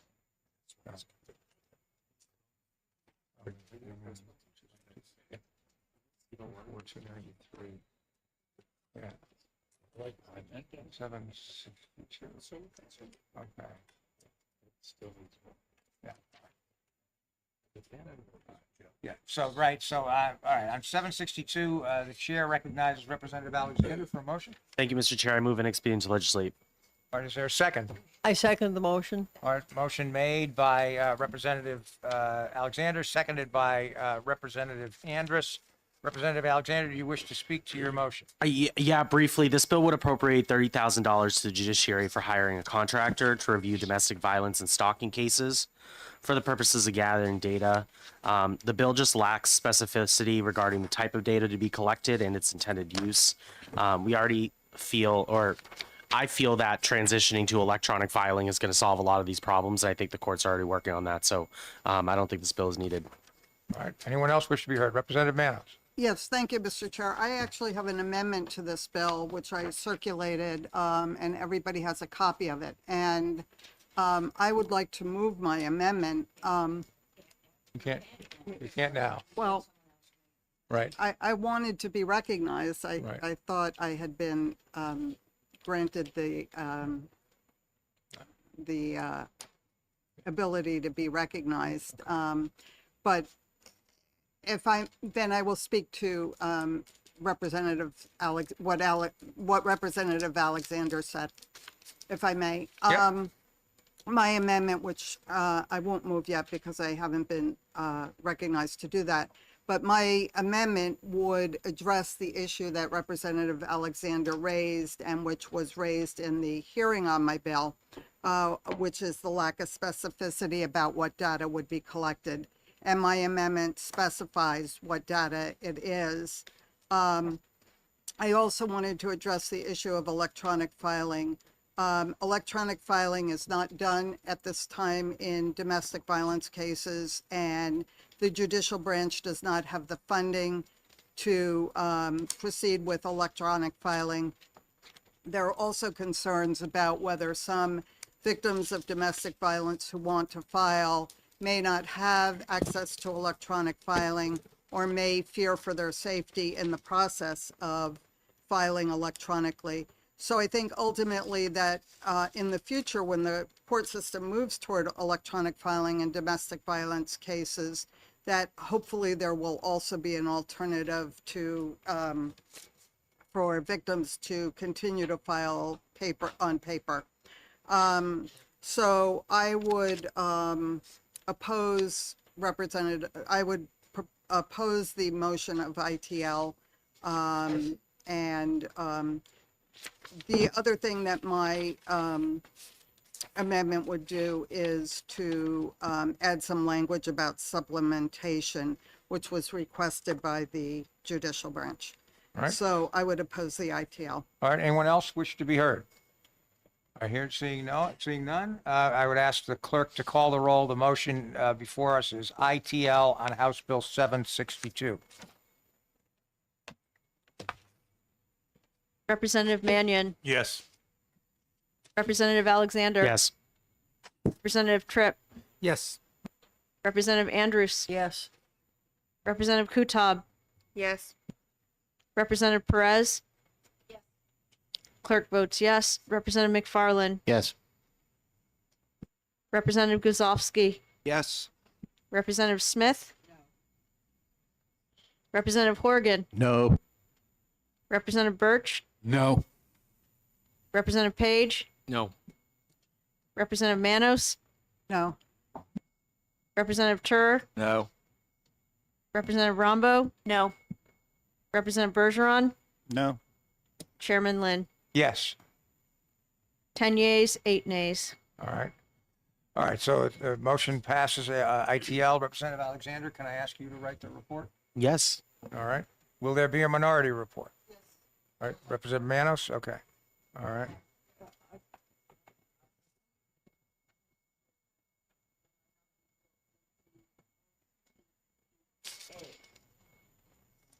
With the, With the amendment that Representative Manos has circulated.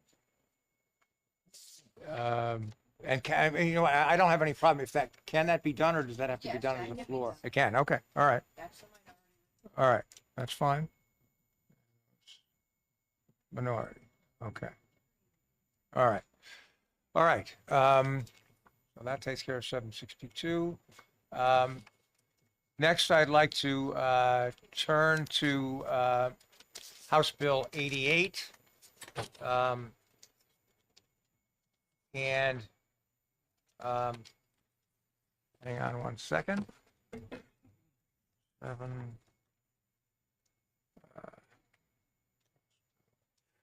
All right. And Excuse me, Mr. Chair, could I just ask Representative Manis a question about the amendment? sure. The number? Yes. Yeah. So I have it right, 0576H? Just so I can record it properly.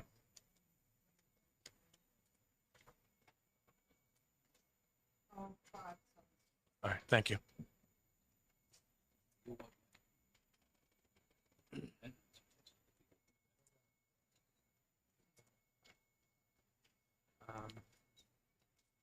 Okay. So I'm turning to House Bill 88. Hang on one second. Just find that. Yeah. All right, and so I would move ought to pass with 2 amendments. No, I understand. I understand we do have to do 2. So I guess what I would say is I would move ought to pass first with amendment 2025-0007H. And is there a second? Second by Representative Perez. All right. And if I could speak just briefly to the amendment. The amendment in question prepared by Representative McGuire is basically designed to make it clear that the establishment of the community property trust is not to be in derogation of the rights of any creditors or people who have some lien or other security interest in the property. I think, if I recall correctly from the hearing, I think Representative Birch, you may have suggested that this needed to be done. I think Representative McGuire agreed and did that. So I think the amendment makes perfect sense, and I ask you to support the amendment. Anyone else wish to be heard on the amendment? All right, then is that something we can do by a show of hands on the amendment? So all those in favor, this is on the amendment only, all those in favor of amendment 2025-0007H, please raise your hand. Representative Tripp, okay, let me just make sure. I think we are unanimous. All right. So on that amendment, we're unanimous. Hang on, I just want to make a note on this.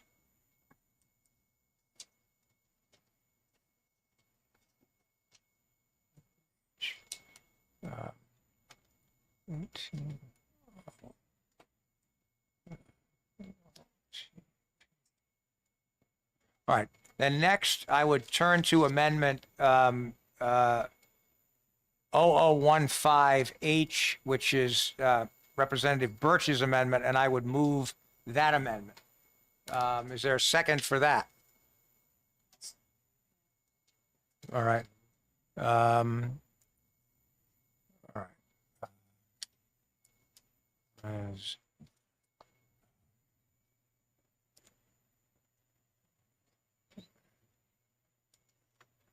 okay, Perez.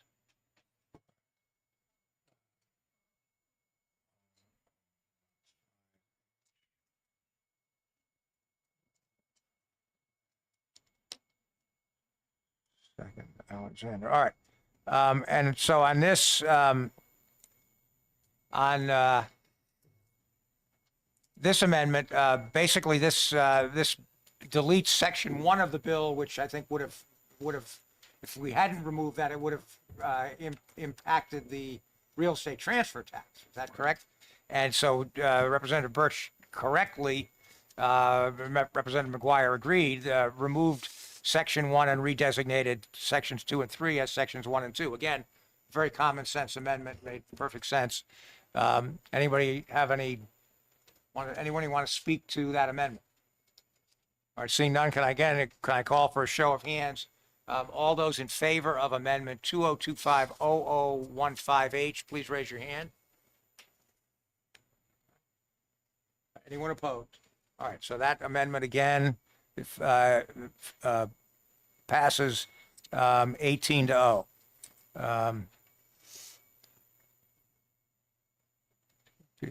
All right, so now we're on to the main motion, the bill with those two amendments, and I would move ought to pass with those amendments. Is there a second? All right, so moved by Representative Lynn, seconded by Representative Perez. And I guess I would like to speak to the motion just briefly. I think this bill makes sense. As I have to say, this was an area of the law that I was not, I'm not a tax lawyer. I was not particularly familiar with, but basically, as I recall the testimony, you have a situation where if you have a community property, if you have a law like this established, and the example that I recall from the testimony was, you have this situation: husband and wife have property in a trust that is not a community property trust. Husband dies, the property goes to the wife. Wife now wants to convey the property to some third person. As I understand it, if it's not community property trust, what the IRS will say is, okay, the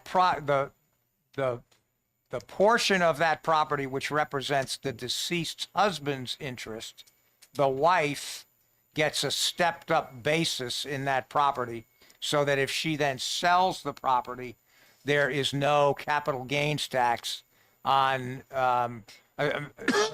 let's assume in my example, she sells it immediately, so there's no further rise in the property while she owns it. So there's no capital gains tax on the portion of the sale of the property that represents the husband's, the deceased husband's interest, because there's a stepped up basis in that. But the portion that represents the wife's interest from before, that is not subject to the stepped up basis. And so for that part of the property, the wife has to pay the capital gains tax on the difference between the value when the property was acquired and the value when it was sold. Whereas if this was in a community property trust, the way the IRS would treat this is there would be no capital gains tax due at all. It seems to me that for people, and this bill doesn't require anybody to have a community property trust, but it seems to me that to allow people to take advantage of a community property trust in that circumstance makes sense. Why shouldn't they be able to avoid having to pay the tax, which, I think if I recall correctly, Representative Birch, you may correct me if I'm wrong, but I thought that Representative McGuire said there's like 15 states or something that have this. I think that's right. I don't know. But it's a number of states have it. So it seems to me that this makes sense. I'm not sure I understand what would be the argument of not doing this. Unless you want people to pay more taxes, maybe that's okay. But Representative Manos. I'd like to make the argument against Sure. the bill. So my concern is from the perspective of an attorney who practices family law.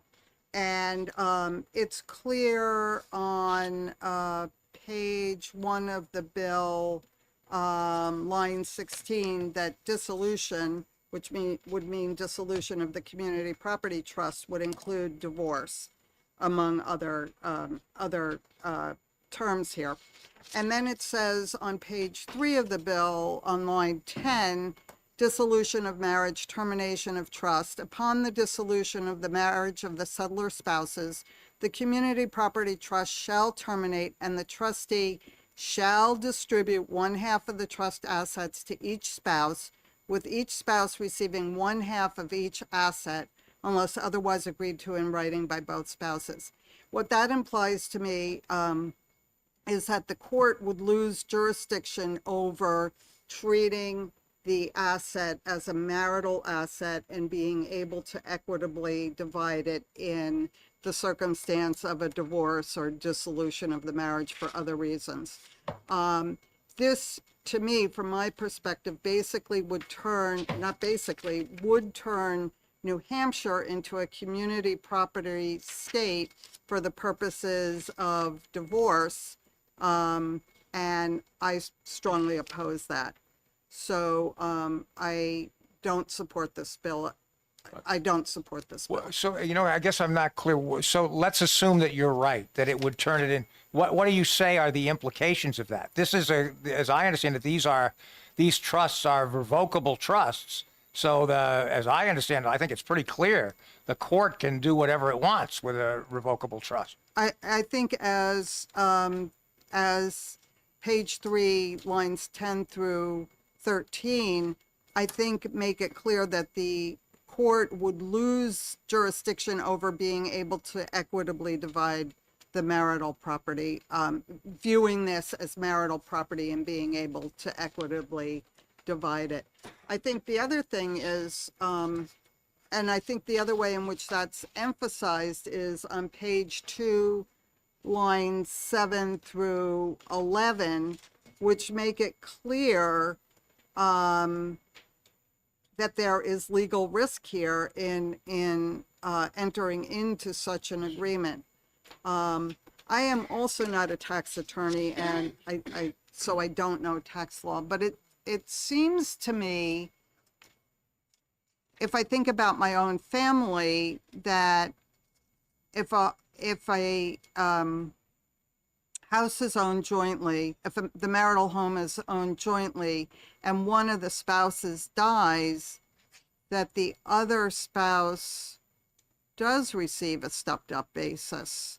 So I'm not, and that the sale of the house by the survivor spouse is a non-taxable event, is, and I could be very well be wrong about that, but that's my memory from my own family situation.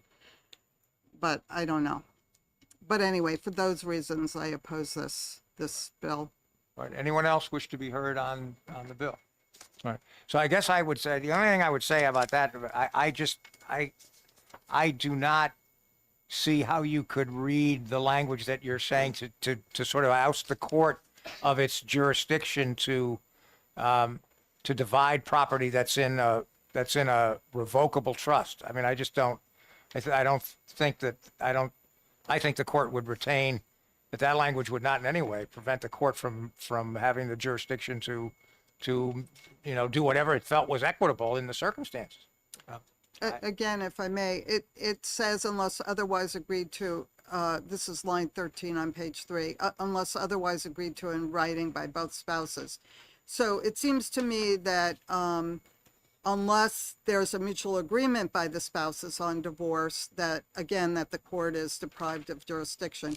To me, this would be analogous to the situation where the court, and I can't remember if you were on the court at the time of this decision, but the decision that said, unless spouses agree to the payment of post-secondary education for their minor children, that the court does not have the ability to order parents to pay for post-secondary education.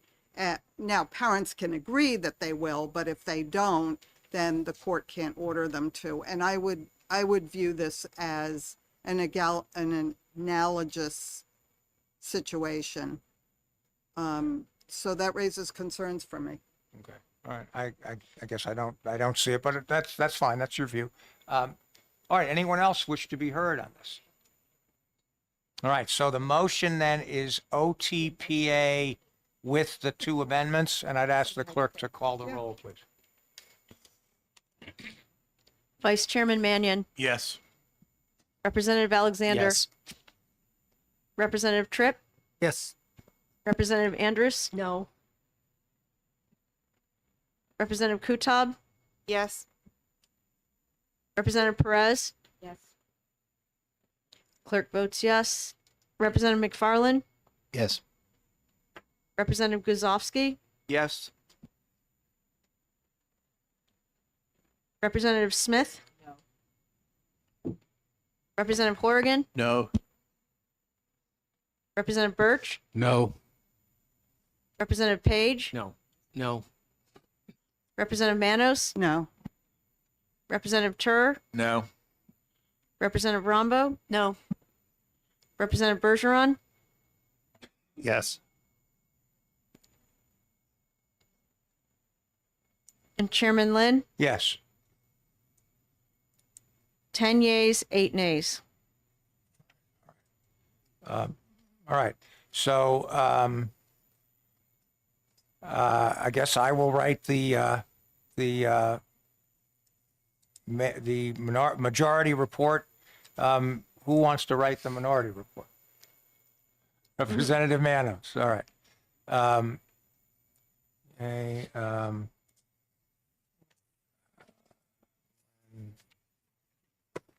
Majority.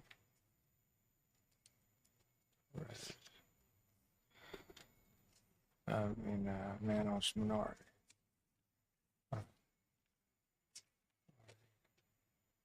All right. Here of 88. All right. Next, I'm going to turn to. Let me make sure. I just want to be wary of the time. Representative Perez. Representative Perez? Yeah, I'm sorry. Can I just say what time is it that you need to be out of here? Okay. All right. Yeah. No. That's fine. All right. So I'm going to take up then next House Bill 199, and I would recognize Representative Smith for a motion. House Bill 199, extending the statute of limitations for PFAS. I would recognize you for a motion. All right. It's moved by Representative Smith, ought to pass. Is there a second? Yes. Second by Representative Bergeron. Okay, hang on. TP Smith. Second, Bergeron. All right, Representative Smith, do you wish to speak to your motion?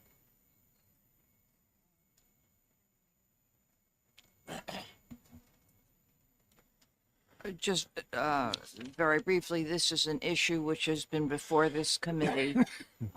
If I hope I don't offend anyone when I say ad nauseum, and it is because it is an issue which is unbelievably serious, and in which we have constantly finding out new realities about the situation in which the PFAS chemicals have created serious life-affecting problems, some of which are not actually visible or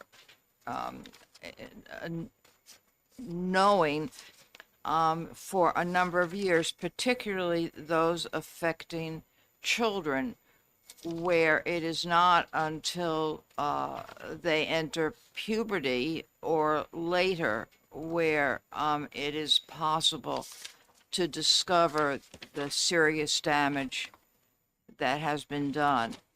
All that this bill does is recognize reality, and as that we extend for a reasonable period of time the opportunity for people affected negatively by PFAS to seek redress. All right. Anyone else wish to be heard on this? Representative Tur.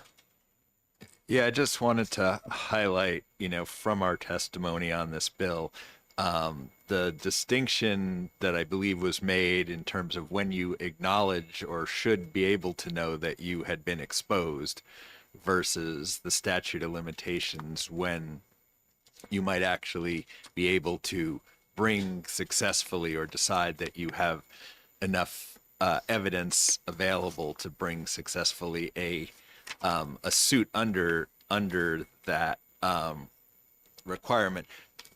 In an area like this, it's not. It was mentioned that over a certain period of time the evidence gets stale and stagnant, and the witnesses. This is not an event that happens to someone at one point in time. Like being hit by a car. This is something where the fact of your exposure and your damage takes a long time to understand, and probably takes even longer than that to reach the point where you believe you reasonably have enough accumulated knowledge or science to prove that your injury was related. So I think it's different than a lot of other statute of limitation cases, and the analogies that were presented, I think, don't really apply. So I think this would be reasonable, and unlike in the past, it doesn't leave the window open forever. It just extends it. All right. Anyone else wish to be heard? All right. So I guess what I would say is I know my sense is that on my side of the aisle that we are split on this to some extent. I plan to vote against this bill for this reason. I think that I don't disagree with what you said, Representative Tur, that there are, that there could be that injuries in this kind of situation are different than, say, a car accident or something like that, which is a discrete event. But there are many. I mean, the example that comes to mind is asbestos cases. There, you know, those cases, in fact, they've been going on for decades, and in fact, there are still some asbestos cases that are brought now involving exposures that happened years and years and years ago. Another example of that might be the YDC cases. I mean, there are those cases go back decades, and involve, at least as to the claims against the state as opposed to against particular officers, but it claims against the state. It really is sort of a similar thing, because the claim, the basis of the theory of liability against the state is, well, maybe at you know, some discrete time the state shouldn't have known that the abuse was going on, but at some point the state should have known, and it was reasonable for them to have done something. So I think that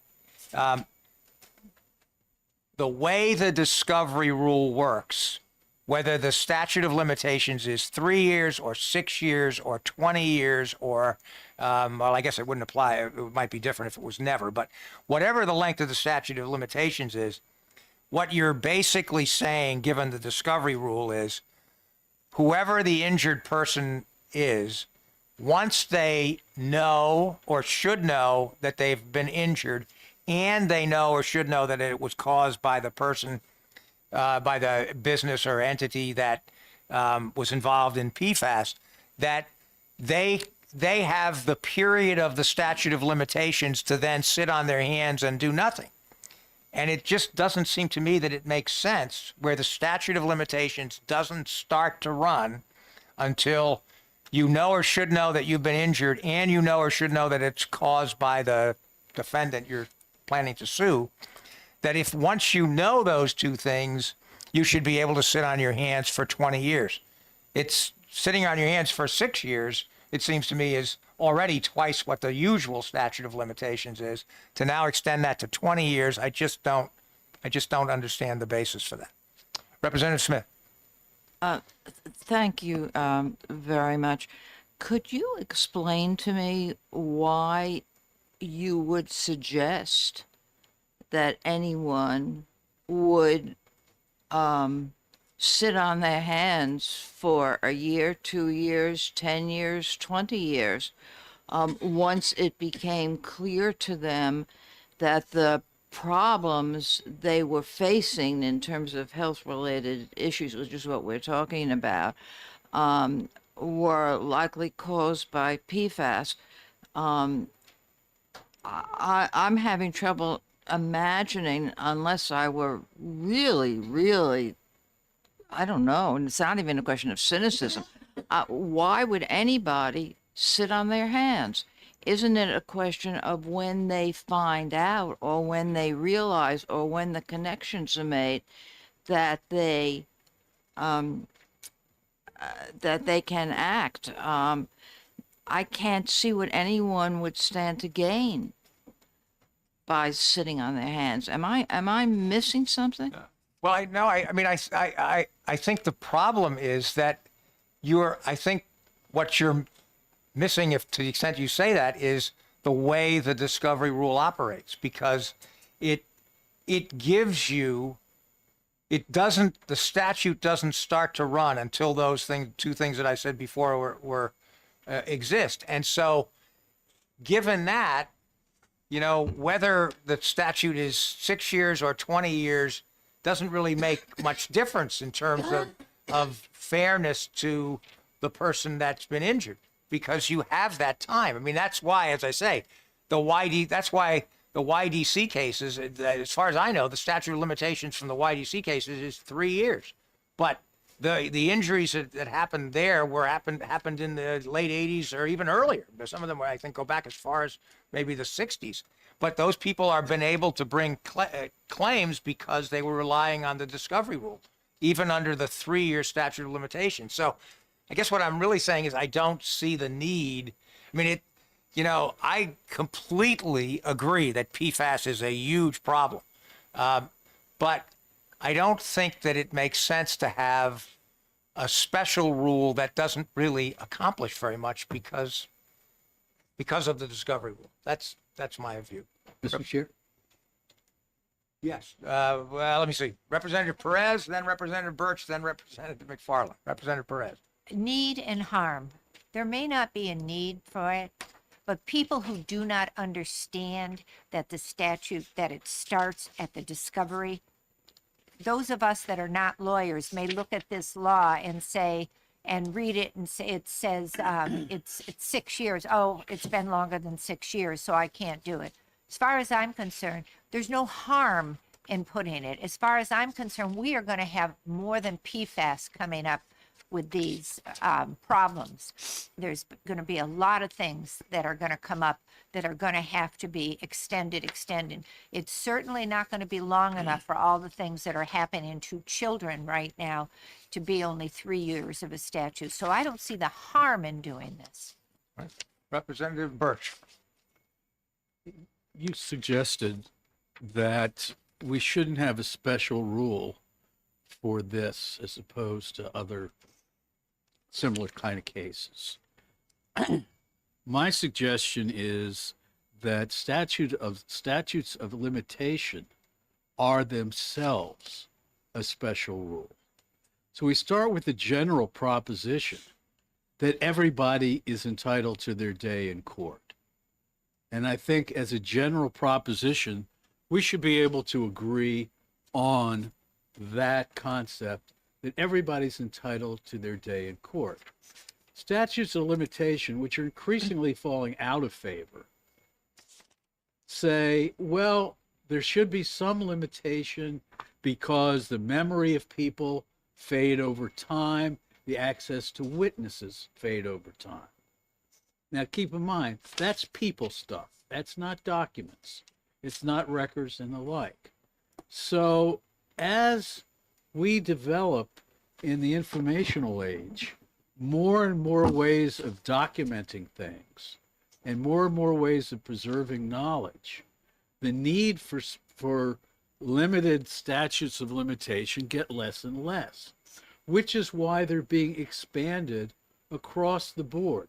You bring up the idea of the YDC, but we also know that in cases, for instance, of sexual assault, we are expanding the statute of limitation because of a variety of reasons. A lot of people who are sexually assaulted have various reasons they don't want to come forward when they're 12. They may want to come forward when they're 16 or 17. And the law is accommodating that. And the law is saying we understand that. So the whole idea of statute of limitations in the law is becoming less and less favored because its true effect is to block people from seeking justice. And I think at some level, the documentation here, I mean, one of the effects of PFAS is kidney disease. I know a lot about kidney disease. I've had it since birth and I've had a transplant. So I know the developmental time of knowing what you have. I know I had kidney disease. How serious its cause was, I didn't know. But there's no, as the representative just said, to me, there's no harm in saying extend it longer. This is complex matters. New information is being found about causes of diseases that may be relevant and the like. On a harm benefit analysis, I just don't see the harm outweighing the benefit of extending it. But that's how I see it. All right. Representative McFarland. Thank you, Mr. Speaker. Mr. Speaker, You RSA. keep promoting me. Yeah, sorry, Mr. Chairman. Nevertheless, RSA 485H, right, makes it clear the clock starts ticking at the earlier of when the plaintiff discovers the harm, or in the exercise of reasonable diligence should have discovered it. I do believe that stale claims undermine legal certainty and fairness. I generally support reasonable statutes of limitations. when it comes to PFAS contamination and its long-term health and environmental impacts, we have to recognize the critical difference between when someone should, with reasonable diligence, have known that their exposure could lead to damages, and when they fully grasp the extent of those damages enough to take action. Perfluoroalkyl, polyfluoroalkyl substances contamination is a slow-moving crisis, and the health effects and environmental consequences may take decades to manifest. We know that. Victims may only realize the full scope of their harm long after initial exposure, making rigid time limits on the claims unfair and impracticable. I would suggest that as we consider HB 199, we support ensuring that those harmed by the exposures have a chance to seek justice while also maintaining that this is about balancing accountability and reasonableness, and the purposes that we typically see put forward for statutes of limitation are not ones here, I think, to Representative Birch's point, that outweigh these harms. I would urge my colleagues here to vote their conscience on a bipartisan basis. Anyone else wish to be heard? Seeing none, I'd ask the clerk to call the roll. The motion is OTP on, no, it was OTP. It was OTP on House Bill 199. Vice Chairman Mannion, No. Representative Alexander, No. Representative Tripp, No. Representative Andrus, No. Representative Kutab, No. Representative Perez, Yes. clerk votes no. Representative McFarland, Yes. Representative Guzovsky, No. Representative Smith, Yes. Representative Horrigan, Yes. Representative Birch, Yes. Representative Page, Yes. Representative Manos, Yes. Representative Tur, Yes. Representative Rombo, Yes. Representative Bergeron, Yes. and Chairman Lynn. No. 10 yeas, 8 nays. All right, so the OTP passes. All right. Representative Smith? Yep. All right. And will there be a minority report? Somebody wish to write it? I'll write one, Mr. Chair. Oh, go ahead, Representative Kutab. Kutab, would you like to Yeah. write the minority? Sure, I'd be happy to. All right. Smith, majority, Kutab. You'd really be happy to? Kutab, minority.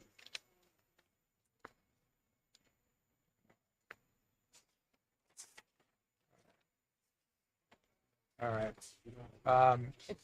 So that takes care of 199. So where are we? 115, it'll be ready. Okay, all right. All right. So we're going to pass over to 32 for a moment, and I will turn to House Bill 253, and I would recognize Representative Alexander for a motion. Thank you, Mr. Chairman. I move to retain HB 253. Is there a second? I second. All right, so the matter is moved by Representative Alexander, seconded by Representative Kutab. Representative Alexander, do you wish to speak to your motion? Yeah, very briefly, I really like this bill. I think this bill is very important. I think it should go, the IOLTA funds should go to cases in which the state has a constitutional obligation to fund, and I think going to the public defender's office would be a great way to do it, instead of relying on organizations that sometimes lobby for activities that I don't necessarily agree with. I'd rather it go to something that, the government has a constitutional obligation to fund, but I think we need to do some work on it, so I'm happy to hold on to it and get it to an ought to pass in the fall. Anyone else wish to be heard? Representative Horgan. Well, first of all, the bill's unnecessary. The judicial branch is already doing something to accomplish the same purposes. But I was a little bit dumbfounded by some comments I recall the sponsor making, well, he's complaining about NPOs, nonprofit organizations, even call them NGOs. And that's kind of inconsistent with what we've been hearing a lot, how the government isn't supposed to be doing things. We should be relying on charities. Now suddenly these charities are NPOs. Now suddenly they're nefarious too. So it's almost like they don't think anybody should be helping, helping the people who are helped by those organizations. So that's kind of a weird thing. Especially he singled out one organization I'm very sympathetic to and like worked with a lot, the disability rights centers. He's very upset that they were, apparently. He especially was outraged by the fact that they had sponsored a lawsuit where apparently a handicap entrance had been blocked for some period of time. So he thought that was like a really outrageous thing. And that was like, I strongly support that organization. I haven't donated to disability right, I've just been to another disability rights. So and also like, he's also complaining about the Catholic charities because they were helping, certain people he doesn't think should be in the state. So those are like just two really remarkable statements. And, obviously comments people make in the hearings don't necessarily mean the whole bill's a bad idea, but that was just something I thought was really one of the more interesting things I've heard in these hearings. But maybe I didn't need to bring that up in such detail because also just the bill is unnecessary anyway, because there already is a mechanism to use those funds. So it's not even clear if the public defender's office is even donating to charities anyway. So that's All right. Representative Smith. Thank you very much. Mr. Chairman, I was almost going to say Mr. Speaker, but that's just because I like to follow Representative McFarland's lead. I find this discussion just fascinating. If I, for example, were to decide that I wanted to give money to the Portsmouth Symphony, could the state say, well, no, we don't like the music that the Portsmouth Symphony plays, and so we think you've got to give money to, I can't think of something else, problem, but, and I mention that because this is not state money. We're not talking about state money. We're talking about money that belongs to private individuals. We're talking about money where attorneys have taken some money from their private clients, and it is reason we call it IOLTA is its interest on lawyers' trust accounts. That's what IOLTA stands for. It's private money, and lawyers have this money, and it's usually for a short term. It's nickels and dimes from each lawyer. And a number of years ago, in a very intelligent decision in this state and in many others, banks recognized that there was really no point in having a separate account for each one of the lawyer's clients. They put the money together, and like anything else, a nickel here, a nickel there, pretty soon you're talking about real money, but it is not state money. It is private money. And under state law, the state is required to provide legal counsel in criminal matters for those who are obliged to go through the court system.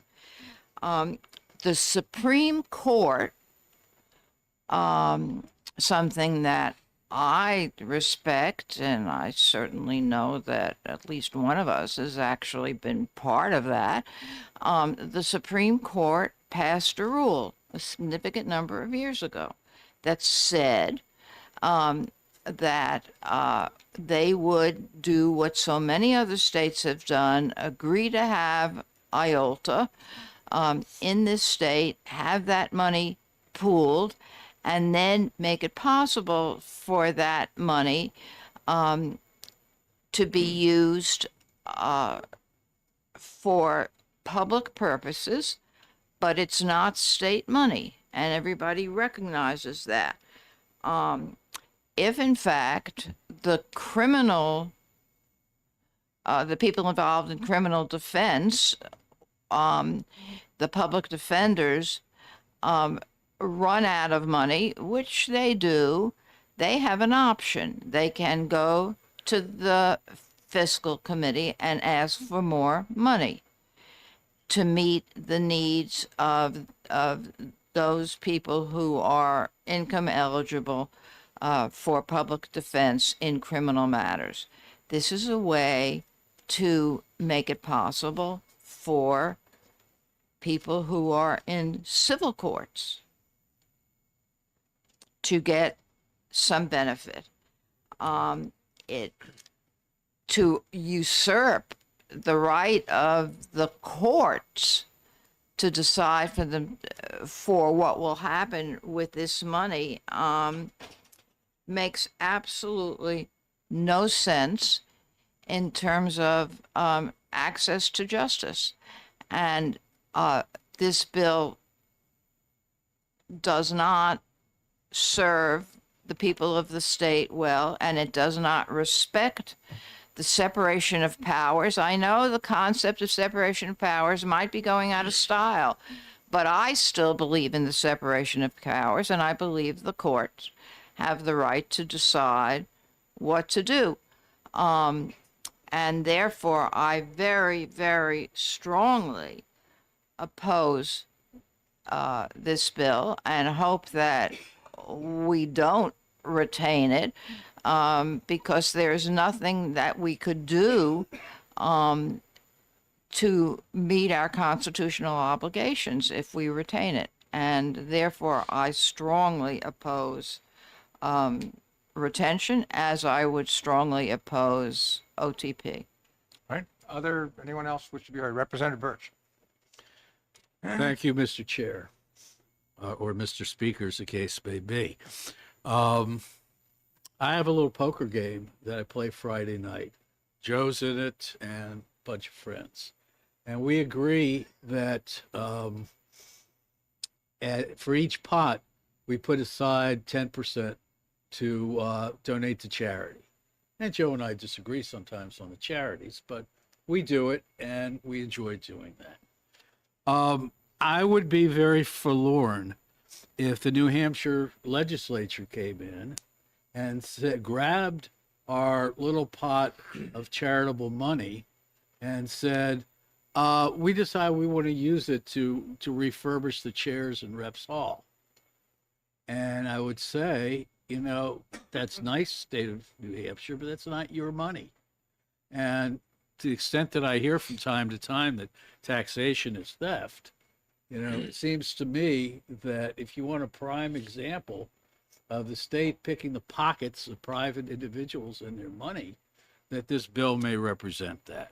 So I'm on the fence about voting to retain, because I hear what the eminent wisdom of Representative Smith. So I'll figure that out in the next few minutes. Thank you. All right. Representative McFarland. Thank you, Mr. Chairman.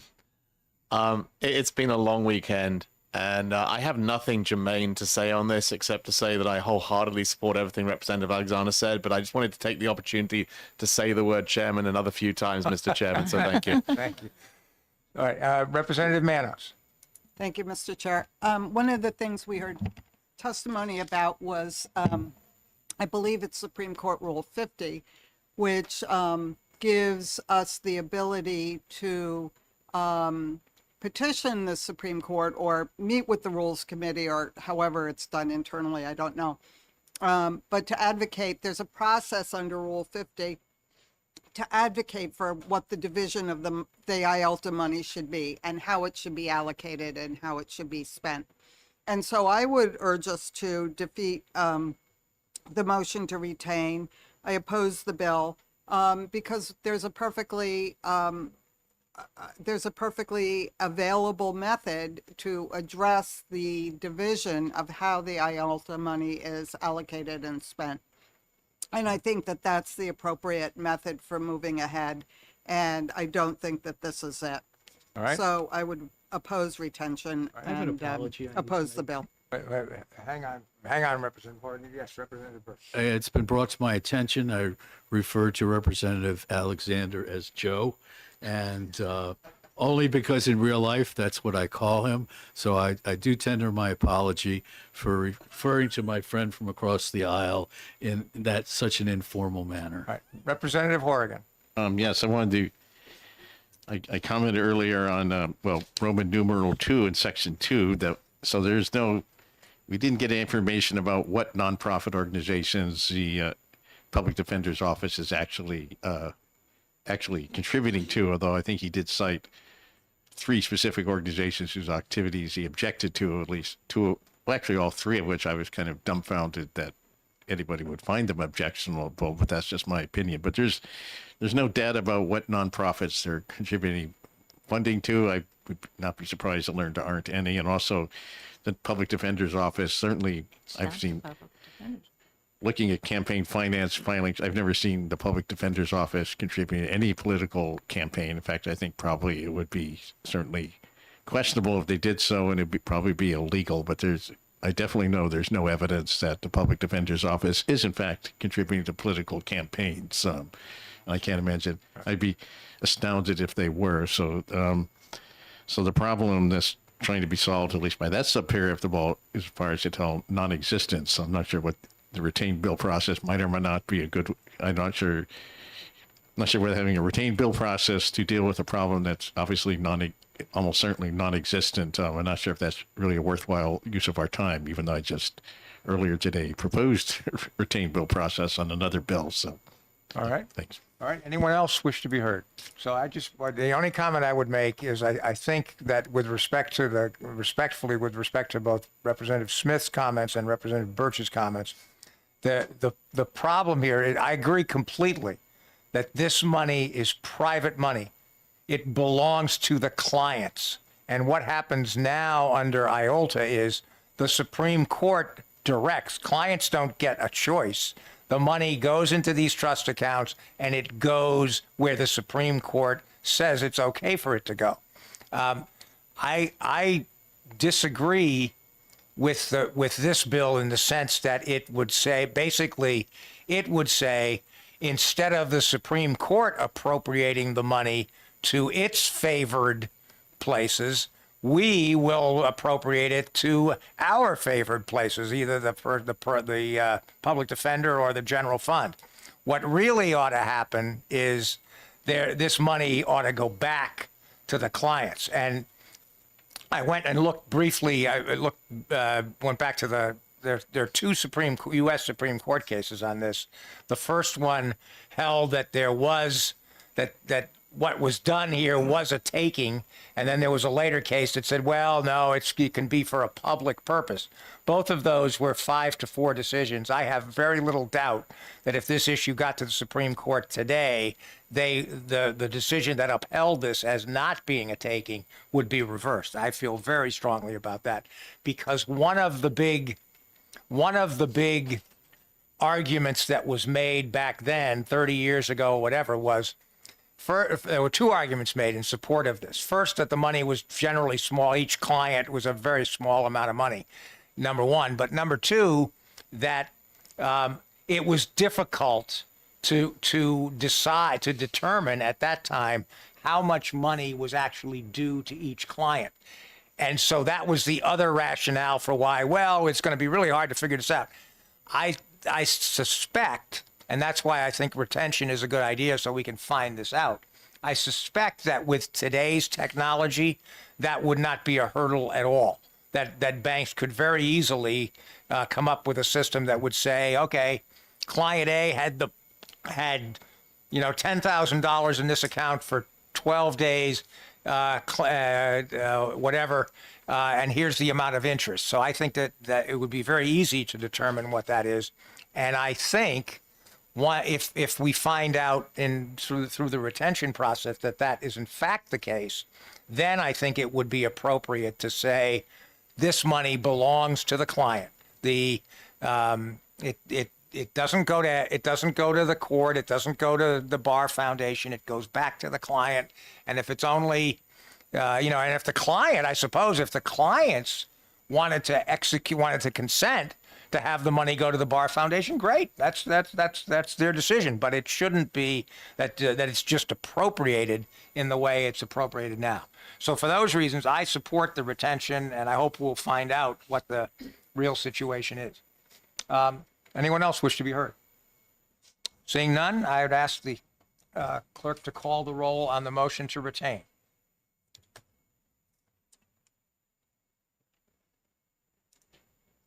Vice Chairman Mannion, Yes. Representative Alexander, Yes. Representative Tripp, Yes. Representative Andrews, Yes. Representative Kutab, Yes. Representative Perez. Clerk votes yes. Representative McFarland, Yes. Representative Guzovsky, Yes. Representative Smith. Representative Horrigan, No. Representative Birch, Yes. Representative Page, Yes. Representative Manos, No. Representative Tur, Yes. Representative Rombo, Yes. Representative Bergeron, Yes. and Chairman Lynn. Yes. 16 yeas, 2 nays. To retain. Mr. Chair, I'd like to explain my vote. Yes, of course. I very strongly oppose this bill, but one of the things I can do is count, and as soon as it was clear to me that there would be enough votes to retain, and that anything else would not be in the majority, I voted to retain, because if there is a way to use this as a vehicle to improve the way we meet the needs of indigent clients who are involved in civil or criminal matters, then I want to be part of that process. All right. All right. So 16 to 2. Can this go on consent? Or is It there- doesn't go on, it's retained, Oh, I'm sorry. It's retained. I'm sorry. You're right. and Okay. no report. And no report. Okay. Oh, sorry about that. All right. All right. So.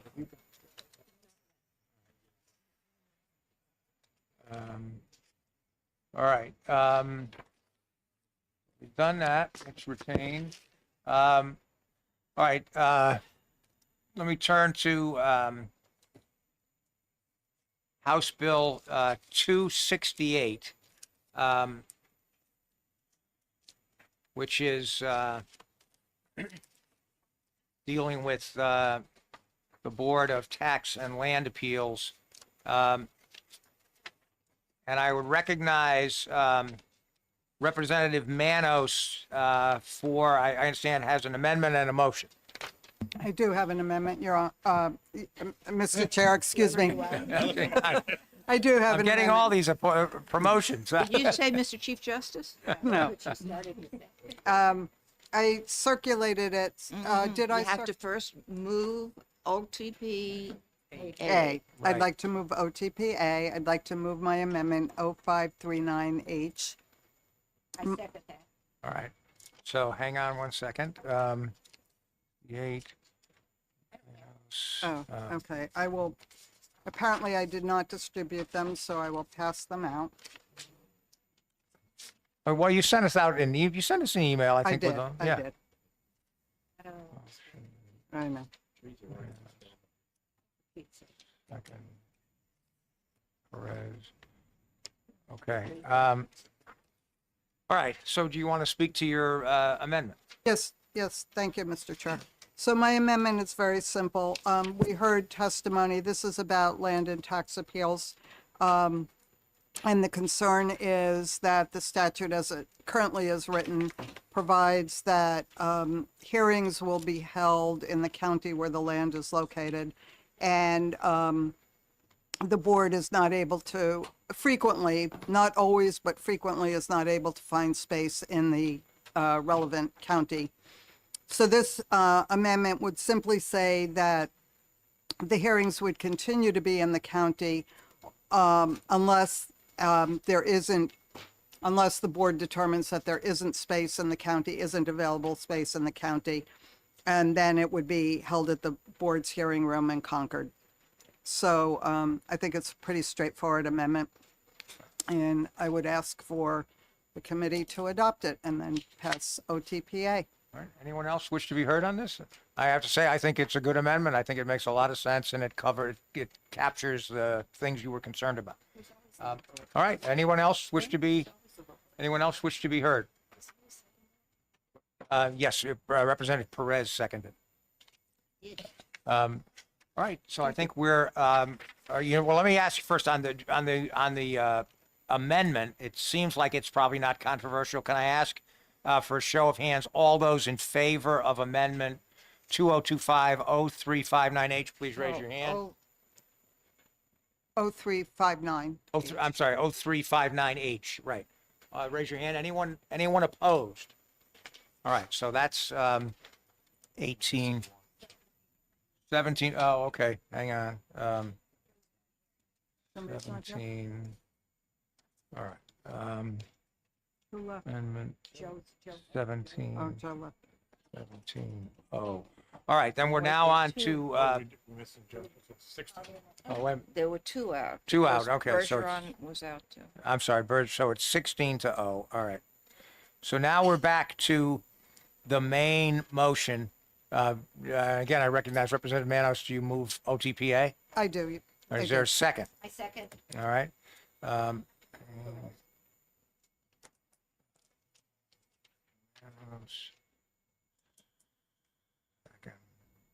Perez. All right. Any further discussion on the bill? All right. So then I'd ask the clerk to call the roll. This is on the main motion of OTPA on House Bill 268 with amendment 2025-0359H. Representative Mannion, Yes. Representative Alexander, Yes. Representative Tripp, Yes. Representative Andrews, Yes. Representative Kutab, Yes. Representative Perez. Yes. Clerk votes yes. Representative McFarland, Yes. Representative Guzovsky, Yes. Representative Smith, Yes. Representative Horrigan, Yes. Representative Birch, Yes. Representative Page, Yes. Representative Manos, Yes. Representative Tur, Yes. Representative Rombo. Yes. I can't call on No, then Representative. No, that's right, yeah. Representative Lynn. is and Chairman Lynn. Yes. 17 yeas, 0 nays. All right. Consent? Can this go on? Anybody object to this going on consent? All right, consent. And Representative Manos, you get the honors. next. That's right. All right. Representative Consent. Bergeron wasn't here. All right. The vote was cool. All right. So that's 293. Representative. Oh, have we got anything yet? Not yet. No. All right.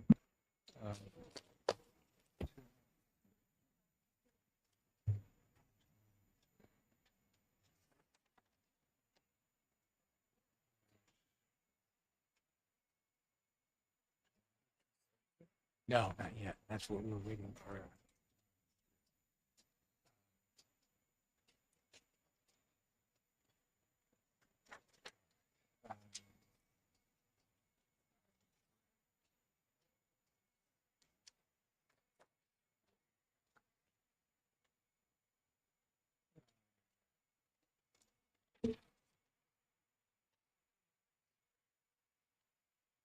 All right. All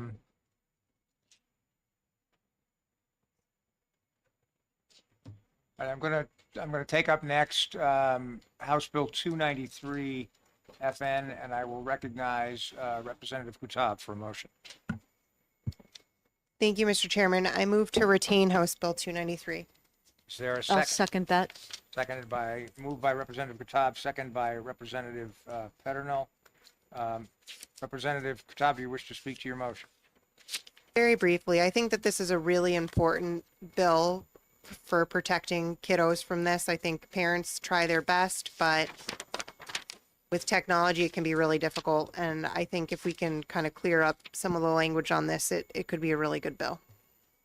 All right. Anyone else wish to be? Yes, Representative Peternel. Yes, thank you. We've gone back and forth quite a bit, even within our own caucus, about this bill. And I just want to draw attention to the fact that a very small organization managed to accumulate 174 signatures in a very short amount of time. I think it was from 4:00 the afternoon before the hearing to when we had the hearing. And I think that just demonstrates how important this is to parents and families, that we do something to try to protect their children from pornography and obscenity that they have access to online. All right. Anyone else wish to be heard? Only, Oh, I'm sorry, Representative Birch.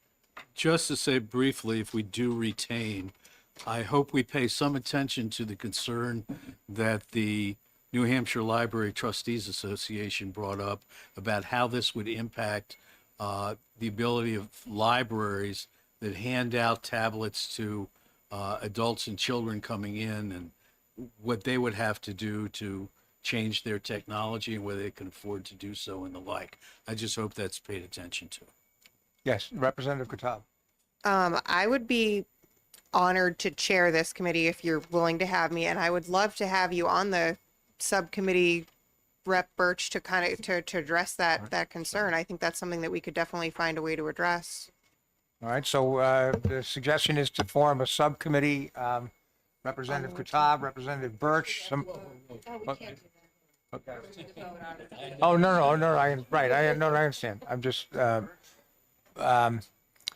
right, so on the question of the motion to retain, anyone else wish to be heard on that?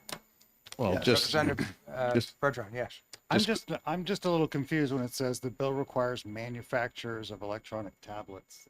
To me, it sounds interesting. Like that could be difficult when we order laptops. Like I'm on the board of a school district, and that's what we do. We give our students that or their families. Could I just ask you to get a little closer to the mic? I'm having trouble hearing you, Representative.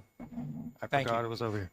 So at this point, I'm very confused by the first sentence, is what I'm saying, because the manufacturers, like, what's that? Just the manufacturer of my laptop, like Lenovo, and then we asked them to do it before. That's the idea, yeah, to require manufacturers to have those things. Representative Horgan. I just want to point out that it's strictly limited to filtering out sexual material. So there's nothing in there about, nothing in there about violence, nothing in there about hate speech, nothing against a number of other subject areas that like parents may have qualms about experiencing their children to. So strictly, it's about nothing but sexual material. So it doesn't cover the full gamut of potentially objectionable material that you might want to protect your children from. But All right, anyone else yes, Representative Bergeron. Yes. I guess I'm looking at this to prevent minors from accessing obscene material. Are we supposed to define that? Because The definition of obscene, I think, is in the bill. Mr. Chairman, if a member of this committee has concerns about the language of the bill, might it be appropriate then to vote to retain the bill? No, I think that's exactly right. I think I should say, speaking personally, I am personally inclined to support something like this bill. I had two concerns. One is I did have a concern about the private cause of action, and particularly the private cause of action part that set a $50,000 civil penalty. Basically, I am concerned about that. But if everything else was okay, I might be able to get over that. But the other thing that I'm concerned about, I would say candidly, from a discussion the people on my side of the aisle had last evening, and in particular comments that were made by Representative McFarland, who appears to have a fair amount of knowledge in this area. That seemed to gel with a call I got from a lobbyist representing the industry, suggesting that there are some real concerns about the details of how this would actually work. And so given that, I think it does make sense to retain this so that we can, my view would be so that we can have a subcommittee look at this and come back with a proposal with perhaps suggested changes or whatever that would make us all more comfortable to be able, or at least all of us, hopefully all of us, but at least all of us on my side of the aisle, be more comfortable with voting for this. So for that reason, I think the retain is a good idea, and I intend to support it. Anyone else have any comments? All right, seeing none, then motion is to retain House Bill 293, and I would ask the clerk to please call the roll. Vice Chairman Mannion, Yes. Representative Alexander, Yes. Representative Tripp, Yes. Representative Andrews, Yes. Representative Kutab, Yes. Representative Perez. Yes. Clerk votes yes. Representative McFarland, Yes. Representative Guzovsky, Yes. Representative Smith. Yes. Representative Horrigan, Yes. Representative Birch, Yes. Representative Page. Yes. Representative Manos, Yes. Representative Tur, Yes. Representative Rombo, Yes. Representative Bergeron, Yes. and Chairman Lynn. Yes. 18 yeas, 0 nays. Okay. All right. What I'd like to do is call a brief recess. I would like to ask the Republicans to return to the office.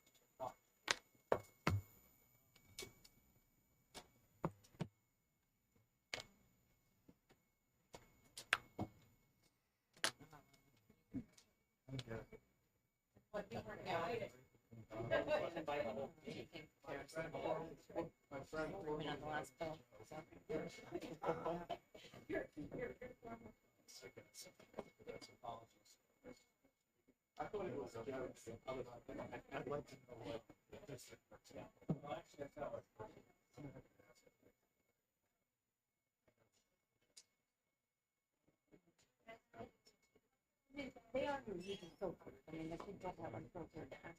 It's just about actual.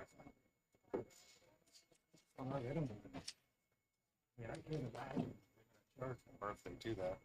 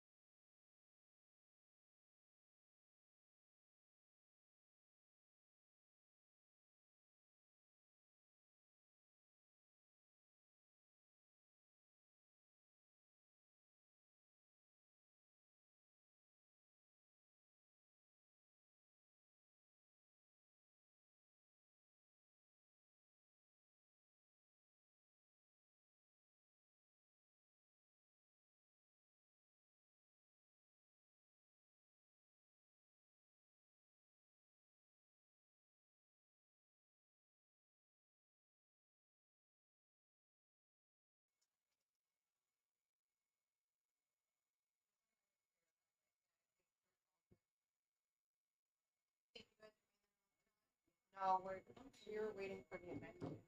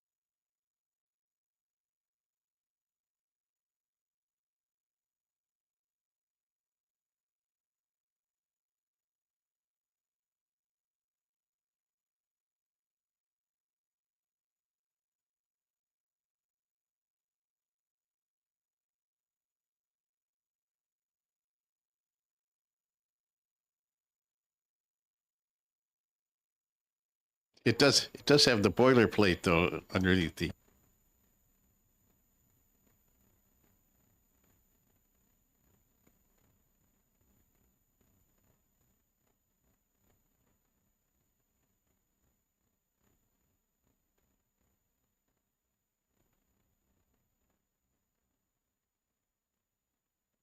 I'm going to call the Judiciary Committee back to order for the last bill we have to exec today. That is House Bill 232 FN. And I recognize Representative Peternell for a motion. Thank you, Mr. Chairman. I would like to move ought to pass on House Bill 232 and move to adopt Amendment 0684H. All right. Is there a second? All right. Hang on. All right. So, hang on. Move. I don't know.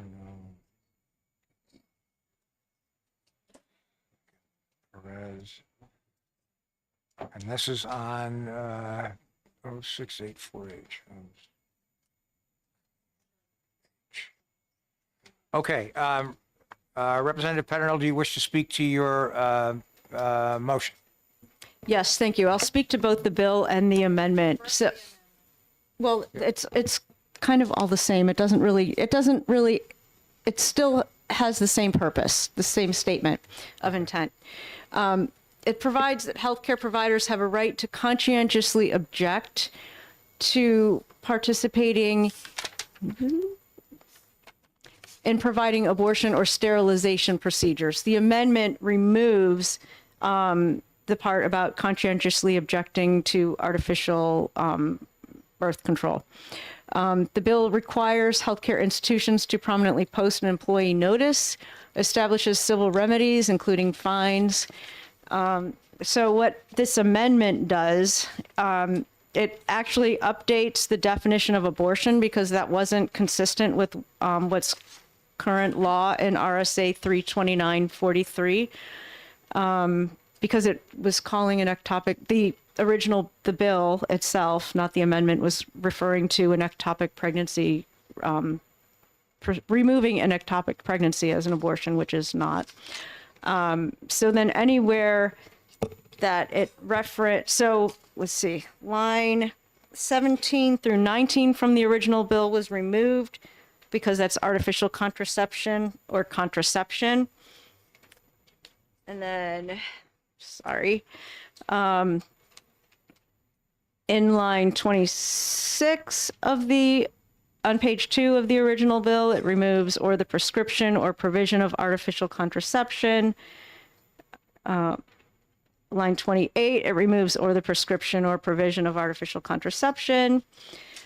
In line,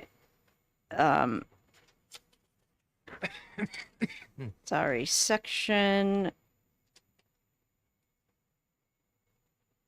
4 is added after line 35 on page 2, which was the amendment that Representative Pearson brought in, which says that this section shall not apply to a healthcare provider employed by a healthcare institution that provides abortion or sterilization services as a major part of its services, nor shall this section apply to a healthcare provider who is the only healthcare provider present in an emergency situation. So there was concern that maybe somebody might want to go work at a facility that primarily performs abortions and wanted to exercise their right of conscience, and that would be against the purposes of that type of a facility. Other than that, the bill is fundamentally the same, and All right. Anyone else wish to be heard on the amendment to HB 232 FN? Yes, Representative McFarland. Only to ask, Mr. Chairman, I was under the impression that this amendment was going to remove the paragraph about artificial contraception or contraception and make a couple of other minor changes, but it seems to have changed other elements of the language as well. For example, abortion has been redefined. I mentioned that at the beginning. Yes, it did. The definition of abortion has been changed to be consistent with 329:43, which is our Fetal Life Protection Act. Any other comments? Oh, yes, Representative Rombo. Thank you. I also had a note that I had understood an amendment was going to address the concern about a receptionist, for instance, being able to turn somebody away without explanation for appointment or providing a referral. But to be clear, since we just got this, that provision has not been amended or included. I didn't remember that being brought up specifically. Okay, thank you. Anyone else have any question about the amendment? All right. I throw it out. I'm prepared to have a vote on the amendment by a show of hands unless somebody wants a roll call. And if they do, I will have a roll call. All right. So on the amendment, seeing no objection, on the amendment 2025-0684H, can I ask all those who support the amendment, please raise your hand.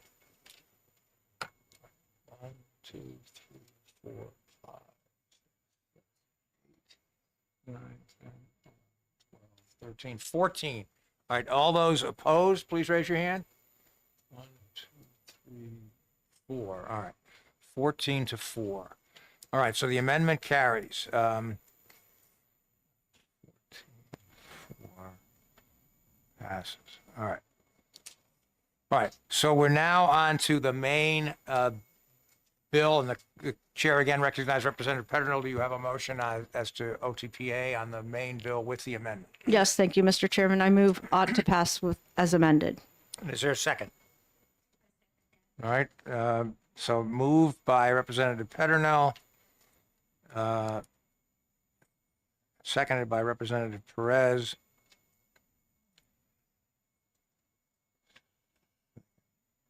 All right.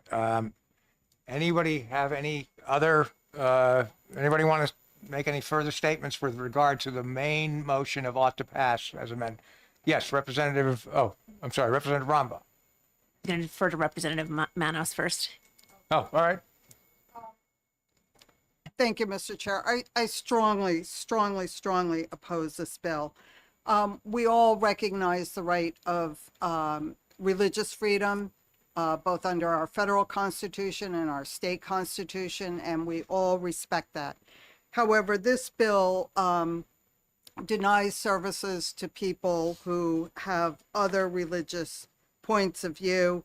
There is no balance between the services that can be denied, and there's no liability protecting, there's no patient protection.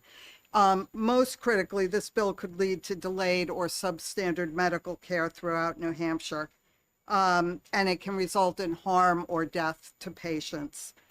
The other thing that I think is critically important is that in rural areas where there are few providers, patients can be left without any care, particularly in risky and dangerous situations. There's no provision for employees giving notice of their exercise of their rights to conscience so that patients don't know that they're dealing with somebody, with a medical provider who is exercising that right. There's no exception for emergency medical care, which is critical. And then, although there's an amendment to exclude birth control, even that is not sufficient from my point of view. Sterilization is still included. The other thing that I think is very problematic about this bill is that it precludes healthcare providers from making any adjustments in their staffing to provide services, that it would be viewed as discrimination for an employer to reassign people to different shifts or different job titles, and so that impacts patient care. And those are my major concerns about this bill. I strongly oppose it. All right. Anyone else wish to be heard? I'm sorry, somebody over.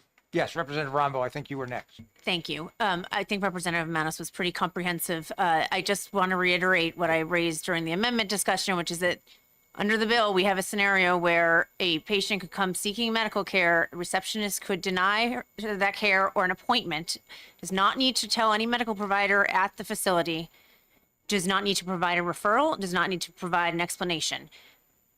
That strikes me as an extremely dangerous situation to be putting patients in. So I appreciate the efforts with the amendment, but it does not change the underlying risks with this bill. All right. Yes, Representative Perez. So to that point, respectfully, Representative Manos, Catholic hospitals don't put a big sign out front saying we don't do abortions.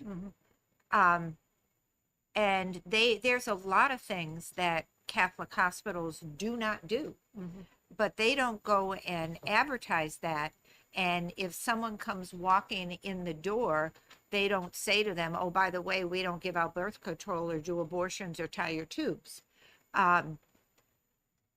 So do you feel that our religious hospitals are discriminating against in the same way that a bill like this would be? I'm not trying to be argumentative. No, I appreciate your question. May I respond to? Of course, yes. I think the difference is that Catholic hospitals exercise their right to not provide certain services, but patients know that. And so in the first instance, in a non-emergency situation, depending on the patient's point of view, they wouldn't go to a Catholic hospital. But under this bill, somebody in a healthcare provider at a Catholic hospital wouldn't be able to even say, we cannot provide that service, but here are 3 other places where you might go to receive that service. And that is very problematic. And particularly if a patient goes into a Catholic hospital and an emergency is either developing or develops after they're there, and they need emergency treatment, to then not be referred to another provider is extremely, can lead to severe injury or death. Catholic hospitals in an emergent situation, having worked in mostly Catholic hospitals by chance, in an emergent situation, they do provide any medical care that is required. And I have been in multiple. Could you speak into your microphone? Oh, Yeah, can you? sorry. Yeah, please. I have been in multiple situations working in a Catholic hospital where things that they don't do are done because of an emergent situation.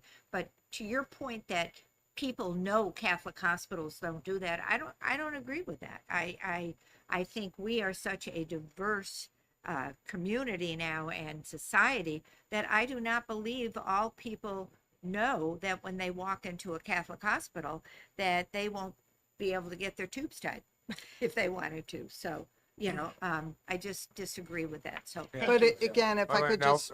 But I don't want to end up with a debate here. So, Representative Horgan, you had something you wanted to say.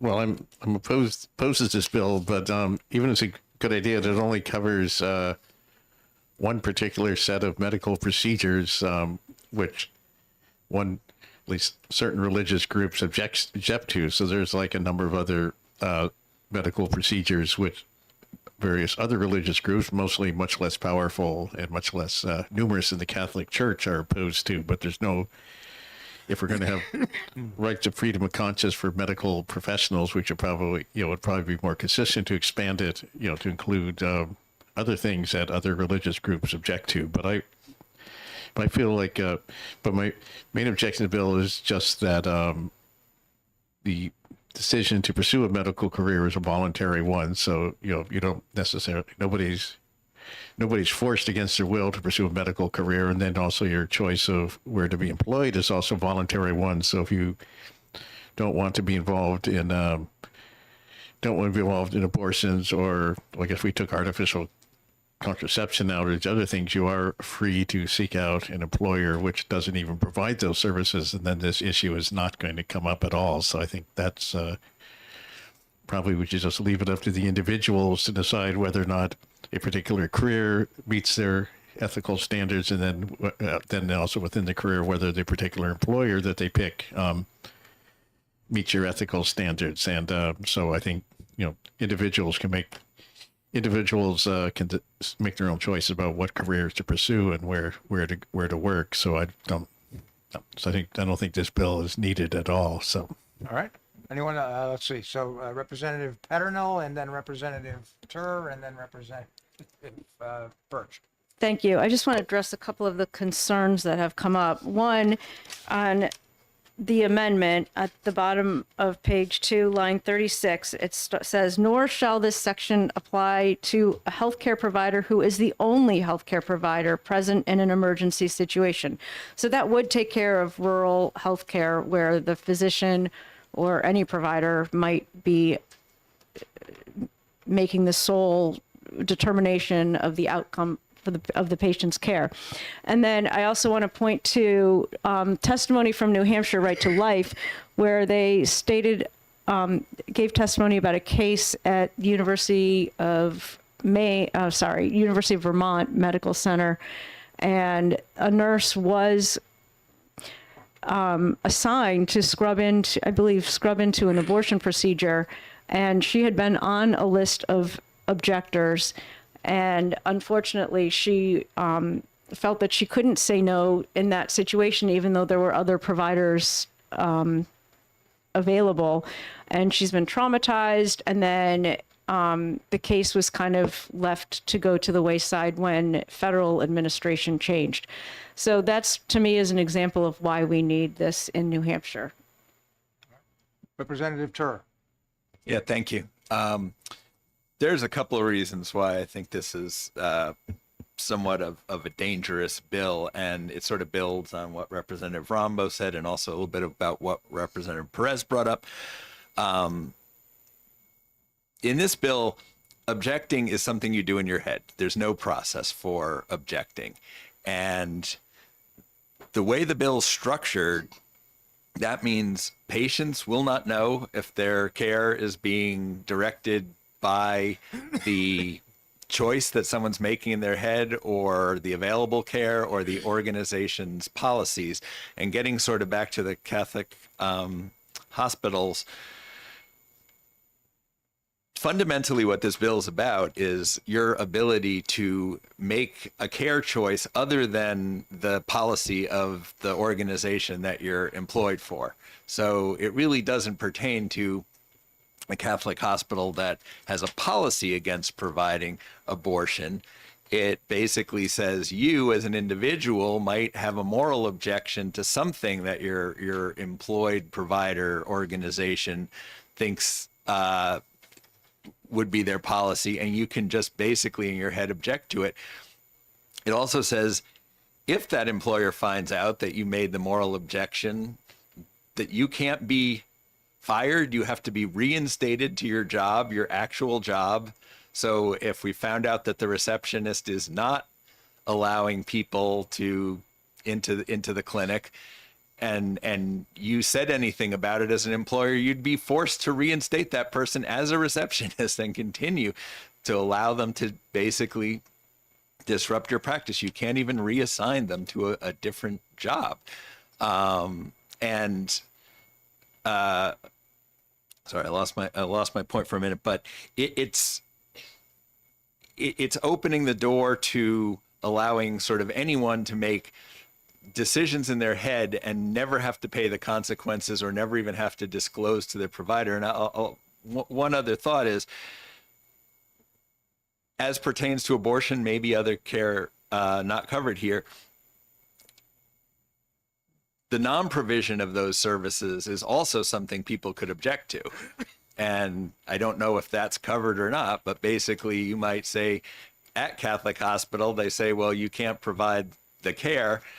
It's possible for an organization to say, and we don't want you making referrals for that care because that's the equivalent. And here you could say, well, I morally object to that. That is the standard of care. The care is legal. The care is available. I should be able to refer someone if we're not going to provide it here. So there's a whole bunch of things in here that I think, if you logically follow what this is saying, puts provider organizations in difficult positions, puts patients in the position of not really understanding what their standing is. So thank you. All right, Representative Birch.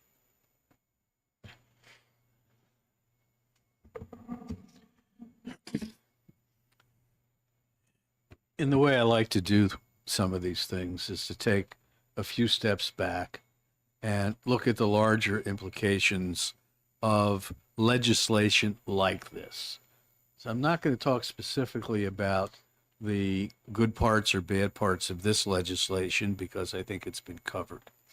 But what we're doing here as a state, what we're doing here is carving out something, in my opinion, from the anti-discrimination laws of our state.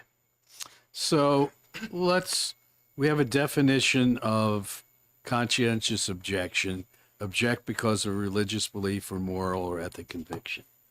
And I'm wondering what the difference is between somebody who says, I don't want to serve a black person because of I have a moral or ethical conviction. I don't want to serve a Jewish person because of my moral or ethical convictions.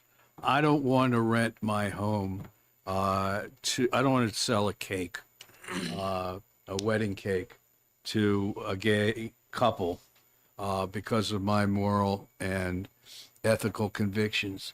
So what are we really doing here? We're carving out of our anti-discrimination laws and saying, well, this one has to do with abortion, but what's the next bill and the next bill and the next bill have to say about we don't have to treat people, if we're open for business to the public, we hold ourselves open to the business public, we accept the benefits of whether it's tax or corporate status or whatever, or nonprofit status, but we don't want to hold ourselves open to everyone. And I think that runs contrary to the whole history of our anti-discrimination laws. And that, I think, is worth thinking about. Thank you. All right. Anyone else wish to be heard? So I guess I would say that I support this because I think the issues that you raise, Representative Birch, those are the issues, about the cake as an example. I mean, those issues have been before the Supreme Court now a few times, and I think that what the Supreme Court has said on a constitutional basis is that the religious freedom aspects, First Amendment freedom of religion aspects of a person's belief are something that are entitled to protection. And so what I would say is, you say carve out from the civil rights laws. I would say that this is actually adding to the civil. In other words, it is saying that you can't, just like you can't discriminate on the basis of race or sex or whatever the other categories are, you can't discriminate against someone on the basis of their religious beliefs. If someone has a religious belief that says they don't want to do certain things, that's entitled to protection. I think that's so. I guess I think that this operates exactly the opposite of the way you describe it. And I think there are one of the things that I was very concerned about. I raised this issue with Representative Pearson, is I was saying, well, the original bill as it was worded, if some, for example, pro-life group, I suppose, wanted to try to, upend the operations of Planned Parenthood, would they be able to have, for lack of a better term, a bunch of undercover doctors go in, accept employment with Planned Parenthood, and then say, I refuse to perform abortions, and I'm entitled to protection under the statute. And Representative Pearson understood that, and that's why he put in the change that said if a major part of the business's operation is to perform abortions, you can't then go to, and that you take a job with Planned Parenthood, you then can't say, I'm not going to perform abortions. But if it's not that, if it's just, the hospital performs a whole bunch of different things and abortion might be something that's done occasionally, then the person's right to exercise their freedom of conscience should apply. I think that makes sense. I would just go back to the cases, not the cake cases, but the cases that talk about public accommodations. They make a distinction between public accommodations and private. If you're going to be a public accommodation, you can't have a sign that says no blacks because that kind of discrimination has not been accepted.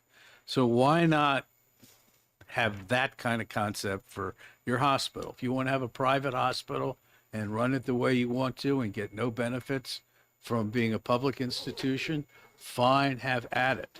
But if you're a public institution and getting all the benefits of being a public institution, then be like a public accommodation and say anybody who walks in the door that wants our services, is entitled to our services. Now, if those services aren't there, that's something else. That's just my point. Okay. All right. Representative Manos. The problem is patients won't know and can't know whether they're getting safe, reliable, and accurate information. And that is one of the major problems with this bill. All right. Any other, Representative Tur?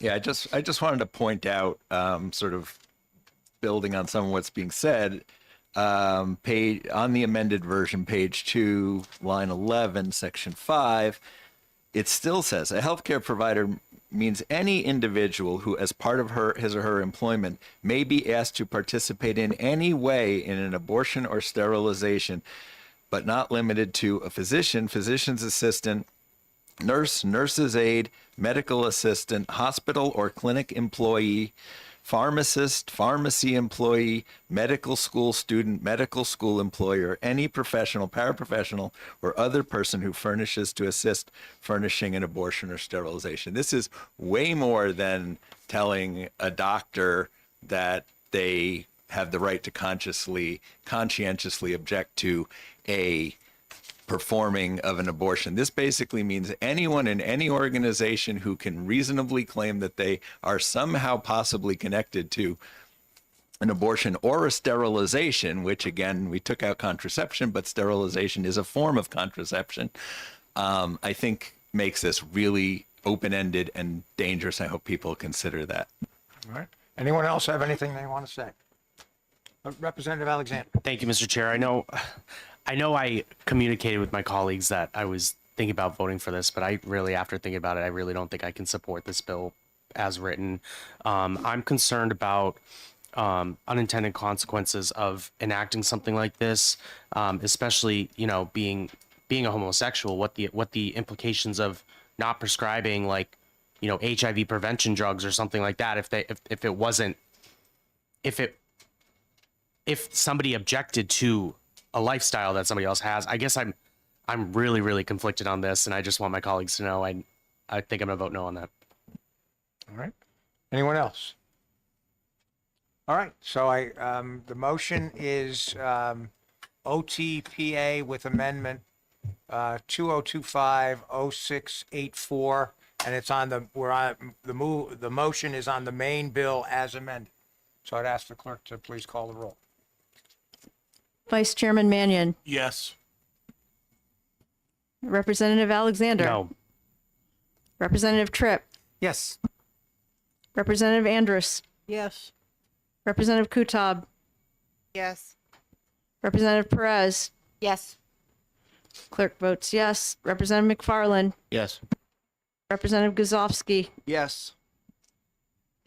Representative Smith, Representative Horrigan, No. Representative Birch, No. Representative Page, No. Representative Manos, No. Representative Tur, No. Representative Rombo, No. Representative Bergeron, No. and Chairman Lynn. Yes. 9 yeas, 9 nays.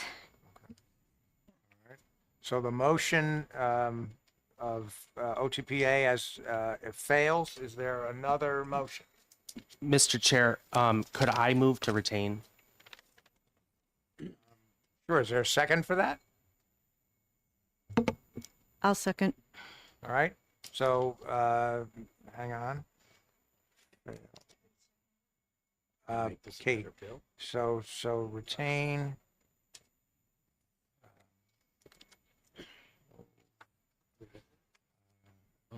Alexander. Second. Representative Alexander, do you wish to speak to your motion? No. All right. Anyone else wish to be heard on the motion to retain? All right. So I'd ask the clerk then to call the roll on the motion to retain HB 232.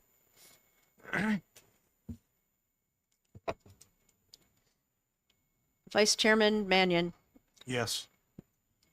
Representative Alexander. Yes. Representative Tripp, Yes. Representative Andrews, Yes. Representative Kutab, Yes. Representative Perez. Clerk votes yes. Representative McFarland, Yes. Representative Guzovsky, Yes. Representative Smith. Representative Horrigan, No. Representative Birch, No. Representative Page. No. Representative Manos, No. Representative Tur, No. Representative Rombo, No.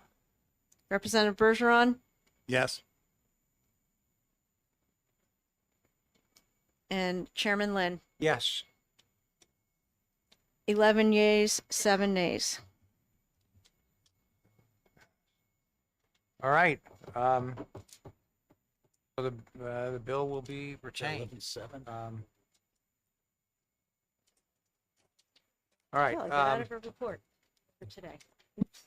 You know, I think we're done. I guess what I was going to suggest we talk about this letter I got from Chairman Weiler, but we've been going too long, so I'm just we'll deal with that either Wednesday or next week. So you know what? Just for everybody's information.